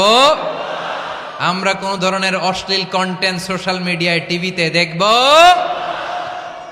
কি যুগ যে আমরা কাটাচ্ছি আপনি কল্পনা করতে পারবেন না। পর্ন ইন্ডাস্ট্রি, নারী পুরুষের বস্ত্রহীন যুগল দৃশ্য, এটাকে দিয়ে ওরা কোটি ডলারের ইন্ডাস্ট্রি বানিয়েছে। পুরো মানব ইতিহাসে এরকম জঘন্য সময় মানব ইতিহাস পার করে নাই। পর্ন এটা ইন্ডাস্ট্রি হয়ে গেছে। আমাদের এই যুবকগুলো, জেনজিগুলো, ওদের চরিত্র বাঁচাবে কি করে? কেমন করে হেফাজত করবে ওদের এই মূল্যবান চরিত্র? আমার প্রিয় ভাইয়েরা, এই অশ্লীলতার দ্য লেটেস্ট ভার্সন হচ্ছে LGBT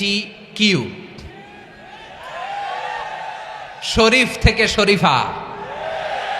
শুনছেন আপনারা?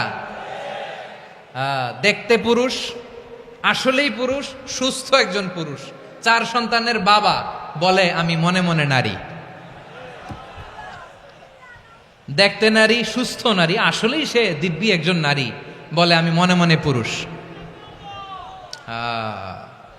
সবচেয়ে ভয়ঙ্কর অশ্লীলতার সবচাইতে লেটেস্ট ভার্সন হচ্ছে এই ট্রান্সজেন্ডারিজম। সুস্থ পুরুষ তার বায়োলজিক্যাল গ্রোথকে হরমোন দিয়ে স্টপ করে দিয়ে সে সার্জারি করে নারী হতে চায়, সুস্থ নারী পুরুষ হতে চায়। পুরুষের প্রতি সেক্সুয়ালি আকর্ষণ বোধ করে। এটা লূত আলাইহিস সালামের কওমের মধ্যে ছিল। এটাকেও আল্লাহ কোরআনে ফাহিশা বলেছেন। ওয়ালুতান ইয ক্বালা লিকাওমিহি আতাতুনাল ফাহিশাতা মা সাবাকাকুম বিহা মিন আহাদিম মিনাল আলামিন। লূত আলাইহিস সালাম বললেন, তোমরা কি এমন এক অশ্লীল কার্যক্রমে ডুব দিলে নাকি যেটা গোটা বিশ্বের কেউ কখনো করে নাই, তোমরাই প্রথম করেছো। পড়েন নাউযুবিল্লাহ। এই পশ্চিমের এই রোগ আমার দেশে যেন আসতে না পারে, আমাদের সজাগ থাকতে হবে। প্রিয় ভাইরা, চিল্লায় বলেন ঠিক কিনা? পশ্চিমের অবস্থা ভয়ঙ্কর। পাশ্চাত্যে আমি যুক্তরাষ্ট্রে ছিলাম অনেকদিন, কয়েক মাস, বিভিন্ন স্টেটে ঘুরেছি। গার্ডিয়ানরা উদ্বিগ্ন, ছেলে মেয়েদেরকে, ছোট্ট ছেলে মেয়ে, ওদেরকে জিজ্ঞেস করে, তুমি how do you feel right now inside yourself? তুমি ভিতরে ভিতরে কেমন ফিল করো? তোমার কি ছেলে ছেলে লাগে না মেয়ে মেয়ে লাগে?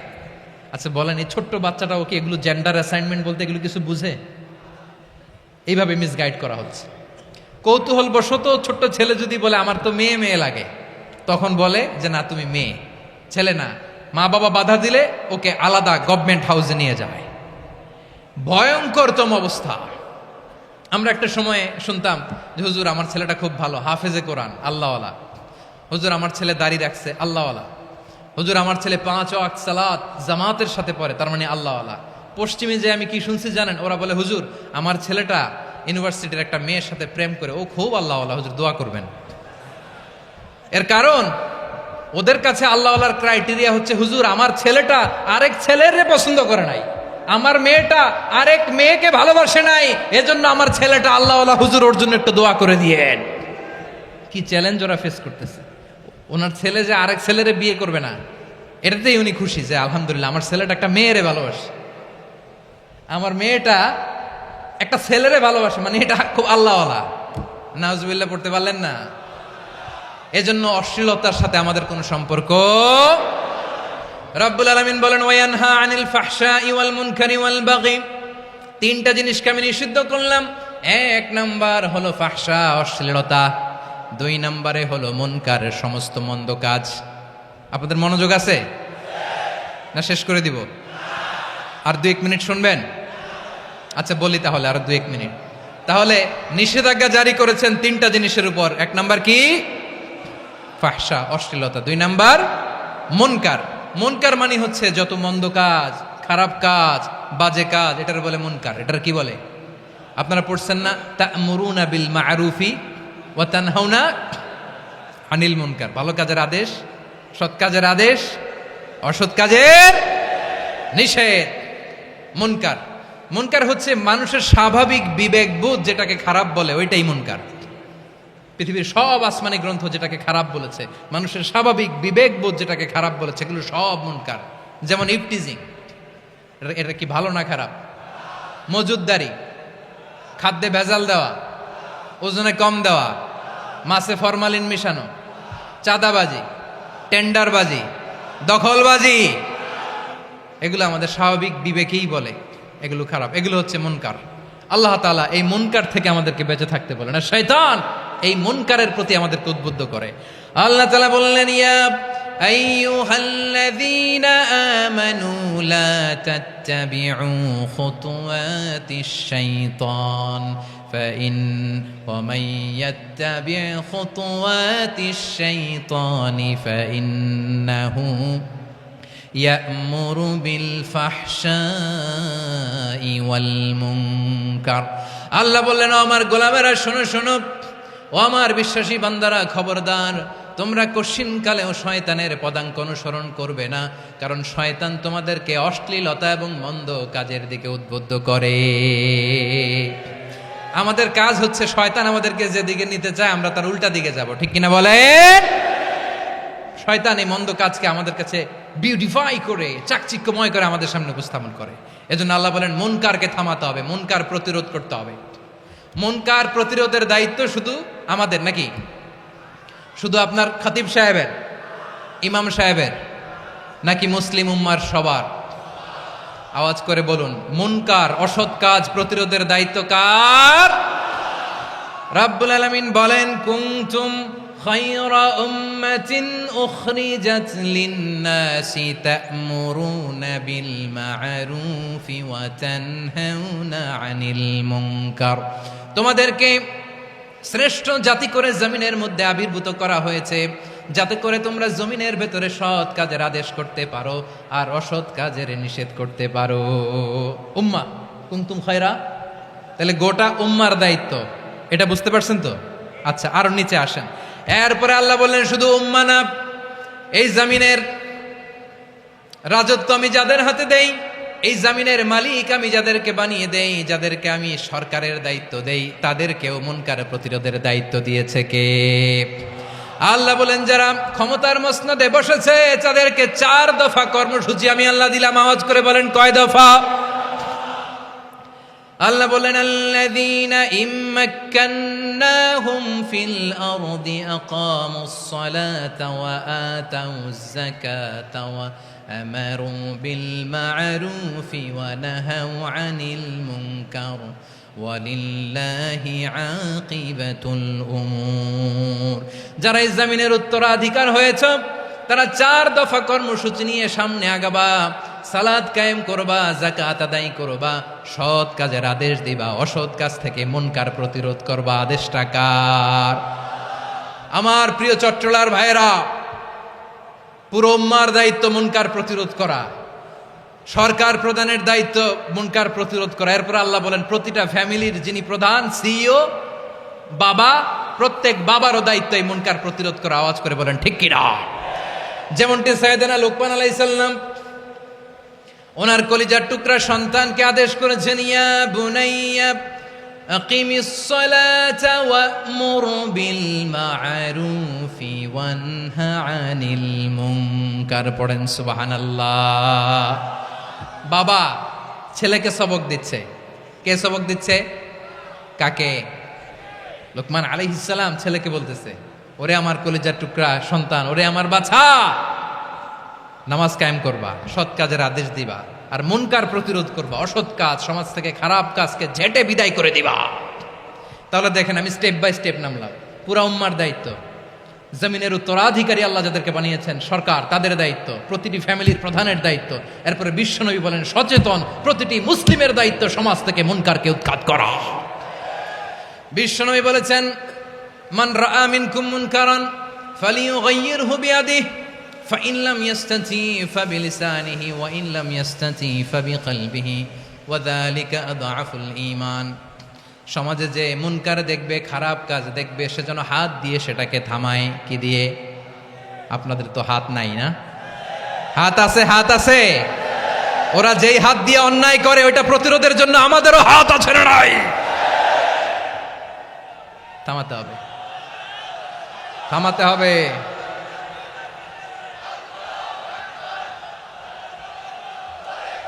বসুন আমার প্রিয় ভাইয়েরা, ওরা ওদের যেই হাত দিয়ে টেন্ডারবাজি করে, চাঁদাবাজি করে, ইফটিজিং করে, দখলবাজি করে, যেই হাত দিয়ে, ওই মুনকার থামায় দেওয়ার জন্য আল্লাহর দিয়ে আমাদেরও 2টি হাত আছে না নাই? আমাদেরও হাত আছে। থামাইতে হবে, থামাইতে হবে, হিম্মত করতে হবে। আমার প্রিয় ভাইয়েরা, না থামালে আমরাই ডুববো শেষমেশ। আমাদের বাঁচার জন্য হইলেও থামাইতে হবে। রব্বুল আলামিন বলেন, ওয়াত্তাকু ফিতনাতাল লা তুসিবান্নাল্লাযীনা যালামু মিনকুম খাসসা। ও আমার গোলামেরা, ওই আযাবকে ভয় করো যে আযাব যখন আমি জমিনের বুকে পাঠাই শুধু জালেমদেরকেই মারি না, আলেমদেরকেও মারি। আযাব যখন আসে তখন শুধু জালিমই মরে না, আলেমও মরে। জানেন, মুসা আলাইহিস সালামের পায়ে একবার একটা লাল পোকা কামড় দিয়েছে, লাল পিঁপড়া। লাল পিঁপড়া কামড় দিলে খুব আরাম লাগে না? কি লাগে? হ্যাঁ, জলে না? লাল একটা পিঁপড়া কামড় দিছে, তো উনি রেগে মেগে পাশি দেখে লাল পিঁপড়ার বাসা, পা দিয়ে ডলে মুছে সবগুলো পিঁপড়া মেরে ফেলছে। এই ঘটনাটা আল্লাহ ঘটিয়েছেন এজন্য। মুসা আলাইহিস সালাম ছিলেন কালিমুল্লাহ, সরাসরি আল্লাহর সাথে কথা বলতেন। তিনি আল্লাহকে জিজ্ঞেস করেছিলেন, আল্লাহ তুমি যখন কোনো জনপদে আযাব পাঠাও, শাস্তি দাও, ওখানকার শুধু জালেমরাই তো মরে না, ভালো মানুষগুলাও মরে, তো আযাব দিবা মুশরিকদের উপর দিবা, অবাধ্যদের উপর দিবা, ভালো মানুষগুলারে মারো কেন? আল্লাহ বললেন, মুসা তোমার যে কামড় দিছিল পায়ের মধ্যে পিঁপড়া, কয়টা পিঁপড়া? জোরে বলেন। একটা পিঁপড়া, তো সবগুলারে মারলা কেন? রেগে মেগে পুরো পিঁপড়ার বাসা ভেঙে মেসাকার করলা কেন? এই মুসা, আমি যখন অ্যাকশনে যাই, আমি যখন শাস্তি দেই, তখন এত বাস বিচার করা হয় না, বাস বিচার করা যায় না। যখন অ্যাকশনে যাওয়া হয় ওইটা ডাইরেক্ট অ্যাকশন হয়ে যায়। চিল্লায় বলো ঠিক কি না? এজন্য আমাদের বাঁচার জন্য হলেও এই পাপ থামাতে হবে, এই শয়তানের অট্টহাসি থামাতে হবে, অন্যায় অপরাধ সমাজ থেকে আমাদের থামাতে হবে। কারণ আযাব আসলে ওরাও মরবে, আমরাও মরব। একটা জাহাজ 2 তলা, আপনি আছেন 2য় তলায়। শুনতেছেন? শুনতেছেন? জাহাজ কয় তলা? আপনি কোন তলায়? 2য় তলায়। নিচের তলার কিছু লোক জাহাজের তলা ছিদ্র করতে আরম্ভ করছে। কি ছিদ্র করতেছে? আচ্ছা, জাহাজের তলা ছিদ্র করলে তলা দিয়ে কি ঢুকে? এখন আপনি যদি বলেন আমার কি, আমি তো 2 তলায়, আমার কি, আমি তো সেফ, আমি ইন দ্য সেফ জোন, আমি তো ভালো আছি, আমি তো ভালো আছি, ওরা ছিদ্র করে ওরা মরবে। আসলে কি শুধু ওরা মরবে, নাকি তলা ফুটো হলে ভিতরে পানি ঢুকলে আপনারও সলিল সমাধি হবে? তলা দিয়ে যখন পানি ঢুকবে, জাহাজ ঢুকলে আপনিও মরবেন। এজন্য নিজে মরার আগে ওই পাগলগুলোর নিচতলায় যে থামাতে হবে। চিল্লায় বলেন ঠিক কি না? এজন্য আল্লাহ বললেন, মুনকার প্রতিরোধের দায়িত্ব সমাজের টপ টু বটম সবার। পুরো আম্মার দায়িত্ব, সরকার প্রধানের দায়িত্ব, প্রতিটি ফ্যামিলির প্রধান বাবার দায়িত্ব। বিশ্বনবী বললেন প্রতিটি সচেতন মুসলিমের দায়িত্ব। এজন্য মুনকার প্রতিরোধ করার দরকার আছে না নাই? সমাজে এই যে ইফটিজিং হয়, আপনার বোনের বয়সী একটা মেয়েকে কিছু বখাটে টিটকারি করে, এই বলে সেই বলে, নোংরা কথা বলে, রাস্তায় দেখেও আপনি পাশ দিয়ে না দেখার মতো চলে যান কেন? আপনি দাঁড়ান না কেন? আপনি দাঁড়ালেই তো থেমে যাবে। কারণ সত্যের যে শক্তি, তার সামনে মিথ্যা মুখ থুবড়ে পড়ে। আপনার সামনে ও কিছুই না, নাথিং। আপনি দাঁড়ান, ওকে প্রশ্ন করেন যে আমার বোনকে তুমি ডিস্টার্ব করো কেন? আপনাকে দেখে আরো 5 জন দাঁড়াবে, 5 জনকে দেখে আরো 10 জন দাঁড়াবে।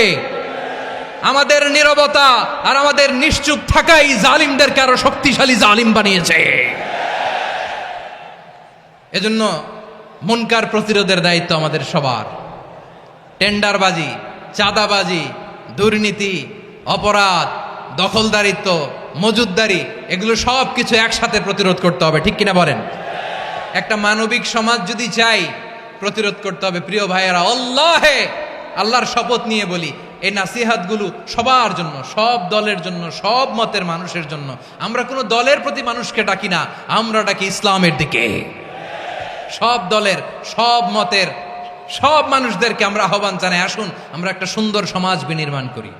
এই যে নতুন বাংলাদেশের এক সুযোগ এসেছে, আর জীবনে হয়তো আসবে না, সামনের 100 বছর এই সময় আসবে না। আসুন দেশটাকে আমরা সাজাই, আসুন আমরা দুর্নীতি বন্ধ করি, আসুন আমরা চাঁদাবাজি বন্ধ করি, আসুন আমরা দখলদারিত্ব বন্ধ করি, আসুন আমরা এক দল আরেক দলকে নিশ্চিহ্ন করার যে রাজনীতি, এটা বন্ধ করি।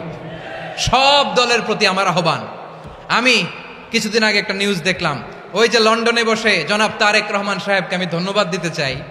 উনি সংবাদ শোনা মাত্রই ওনার দলের অনেক চাঁদাবাজকে উনি বহিষ্কার করেছে। I do appreciate.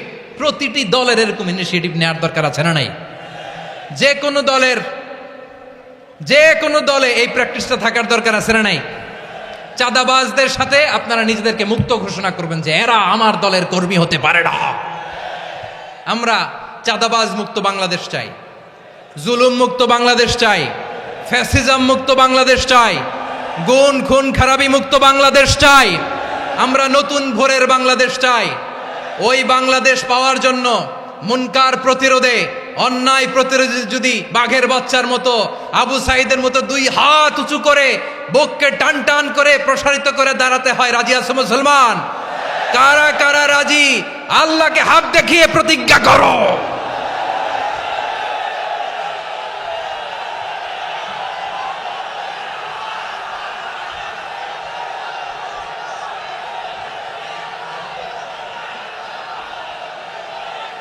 আমার প্রিয় ভাইয়েরা, বসুন বসুন আমার ভাইয়েরা।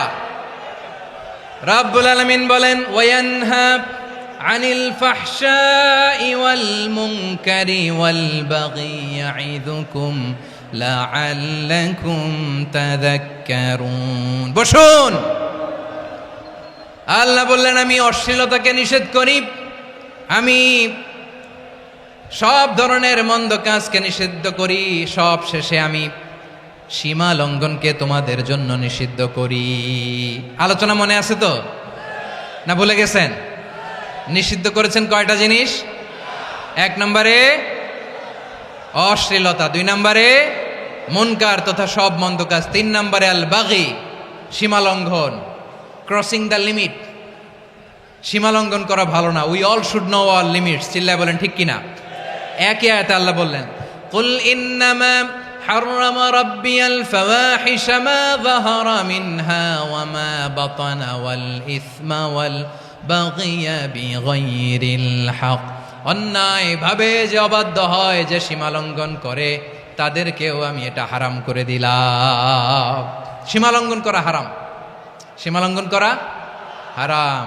আল্লাহ বারবার বারবার আমাদেরকে ওয়ার্নিং দেয়। যখন আমরা থামি না তখন আল্লাহ ধরে, আর যখন ধরে তখন ছাড়ে না। ধরে ধরে ধরে না, ধরলে আল্লাহ। ফেরাউনকে কিন্তু হুট করে ধরে নাই, আপনারা জানেন 9 বার ওয়ার্নিং দিয়েছে। ফেরাউনকে আল্লাহ তাআলা ওয়ার্নিং দিয়েছিল কয়বার? বীর চট্টলার বীর সেনানীরা আওয়াজ করে বলেন, ফেরাউনকে ধরার আগে ওয়ার্নিং দেওয়া হয়েছিল কয়টা? রাব্বুল আলামিন বলেন, ওয়ালাকাদ আতাইনা মূসা 9 আয়াতিন বাইয়িনাত। 9টা মুআজিজা দেখিয়েছি। 1 2 3 বারবার এইভাবে রিমাইন্ডার, ওইভাবে রিমাইন্ডার, এইভাবে নসিহাত, ওইভাবে দাওয়া। ফাকুলা লাহু কাওলান লাইয়িনা, নরম করে বলো, সফট করে বলো, যত ওয়ে হতে পারে দাওয়া মেথডোলজির। মূসা আলাইহিস সালামের সব অ্যাপ্লাই শেষ। 10ম বারে যে আল্লাহ ধরছে, 10ম বারে যে ধরেছে। এজন্য আল্লাহ বলেন, আমি সীমালঙ্ঘনকে পছন্দ করি না। কোরআনের অন্য আয়াতে বাগীকে বলা হয়েছে আল ইতিদাব। সীমালঙ্ঘন যারা করে তাদেরকে আল্লাহ বলেছেন মুতাদিন। ওয়াকাতিলু ফি সাবিলিল্লাহিল্লাযীনা ইউকাতিলুনাকুম ওয়ালা তা'তাদু ইন্নাল্লাহা লা ইউহিব্বুল মুতাদিন। আমি সীমালঙ্ঘনকারীদেরকে কঠিনকালেও পছন্দ করি না। আমরা যেন সীমালঙ্ঘন না করি। রাজি আছেন তো? যে কোনো ক্ষেত্রে ইবাদতে যেন সীমালঙ্ঘন না করি। অনেকে আমরা ইবাদতে সীমালঙ্ঘন করে ফেলি। বিশ্বনবী সাল্লাল্লাহু আলাইহি ওয়াসাল্লাম যেটা শিখিয়েছেন, এর বাইরে যে অতিরিক্ত বুজুর্গ হতে চায়, এরকম আছে না নাই? করা যাবে না, কোনো ক্ষেত্রেই সীমালঙ্ঘন করা যাবে, এমনকি যুদ্ধক্ষেত্রেও না। বিশ্বনবী সাল্লাল্লাহু আলাইহি ওয়াসাল্লাম বলেন, খবরদার যুদ্ধক্ষেত্রেও সীমালঙ্ঘন করো না। কি সুন্দর ইসলাম আমরা পেয়েছি। বিশ্বনবী বলেন, খবরদার যুদ্ধের ময়দানে কোনো নারীর গায়ে হাত তোলো না, কোনো শিশুর গায়ে হাত তোলো না, কোনো গবাদি পশু হত্যা করো না, কোনো শস্য ক্ষেত্র ধ্বংস করো না, ইবাদতরত অন্য ধর্মের কোনো সন্ন্যাসীর গায়ে হাত তুলো না। বলেন সুবহানাল্লাহ। তাহলে আমরা সীমালঙ্ঘন করতে পারবো? প্রিয় ভাইয়েরা, একটা সুখী, সমৃদ্ধ, শান্তির সমাজ, মানবিক সমাজ যদি আমরা গঠন করতে চাই, আমাদের আল্লাহর দেয়া কয়টা আদেশ মানতে হবে বলেন দেখি? সবাই বলেন কয়টা? আর বেঁচে থাকতে হবে কয়টা জিনিস থেকে? আওয়াজ করে বলেন কয়টা? আচ্ছা, আদেশ নাম্বার 1 কি ছিল বলেন? আল্লাহর আদেশ কি? 1 নাম্বার আদাল, ন্যায়পরায়ণতা। আমরা সুবিচার, সুশাসন, ন্যায় বিচার চাই কি চাই না? 2 নম্বরে কি ছিল? মাশাআল্লাহ, আওয়াজ করে বলেন 2 নম্বরে কি ছিল? ইহসান, আমরা যেন সবার প্রতি দয়া পরবশ হই, ইহসান করি। 3 নম্বরে কি ছিল? নিকটাত্মীয়দের দান করা, তাদের অধিকার প্রাপ্য বুঝিয়ে দেওয়া। পাশাপাশি 3টা জিনিস থেকে আল্লাহ বারণ করেছেন, নিষেধ করেছেন। তার প্রথমটা ফাহশা, অশ্লীলতা। অশ্লীলতার সাথে আমাদের কোনো সম্পর্ক। আজকের এই ঐতিহাসিক চট্টগ্রামের প্যারেড ময়দান থেকে আমরা যত ধরনের মা তাহারা মিনহা মা বাতান, প্রকাশ্য অপ্রকাশ্য, দৃশ্যমান অদৃশ্যমান, সব অশ্লীলতা থেকে নিজেদেরকে মুক্ত ঘোষণা করলাম। অশ্লীলতাকে আমরা না বলে দিলাম। আওয়াজ করে সবাই বলুন নো। অশ্লীলতার সাথে আমাদের কোনো সম্পর্ক। 2 নম্বর নিষেধাজ্ঞা কি ছিল? আল মুনকার, সমাজের যত মন্দ কাজ এগুলোকে আমরা প্রতিরোধ করব। রাজি আছেন তো সবাই? 3 নম্বরে আল বাগি, সীমালঙ্ঘন। কোন মুসলিম সীমালঙ্ঘন করে না, এমনকি যুদ্ধক্ষেত্রেও না। আওয়াজ করে বলেন ঠিক কিনা? রাব্বুল আলামিন শেষে বললেন ইয়াইদুকুম লাআল্লাকুম তাযাক্কারুন, আল্লাহ তোমাদেরকে উপদেশ দেন যাতে তোমরা শিক্ষা গ্রহণ করো। আমরা উপদেশ দিব, আমরা জোর করে কাউরে কিছু মানাতে চাই না। লা ইকরাহা ফিদ্দিন ওয়া যাক্কির ফাইন্না যিকরা তানফাউল মুমিনিন। উপদেশ দিলে এটা মুমিনদের কাজে দেয়। লাস্তা আলাইহিম বিমুসাইতির ইন্নামা আনতা মুযাক্কির। নবী হে, আপনি রিমাইন্ডার দাতা, আপনি উপদেশ দিবেন। আমরাও বিশ্বনবীর এই হাদিসগুলো থেকে, কোরআনের আয়াত থেকে রিমাইন্ডার, এই কথামালা, বাণীবাহক হিসেবে এই বাণীগুলো আপনাদের সাথে কাছে পৌঁছে দিলাম। আমরা আল্লাহ তাআলার কাছে প্রার্থনা করি, আল্লাহ আমরা যেন আদল দিয়ে আমাদের সমাজকে গঠন করতে পারি। আল্লাহ আমরা যেন ইহসান করতে পারি, আমরা যেন নিকটাত্মীয়দের দান করতে পারি। আল্লাহ যত ধরনের অশ্লীলতা, অনাচার, মন্দ কাজ, সীমালঙ্ঘন, অবাধ্যতা থেকে যেন আমরা বেঁচে থাকতে পারি। আল্লাহ তাআলা আমাদের সবাইকে কথাগুলো বোঝার ও আমল করার তৌফিক দান করুক।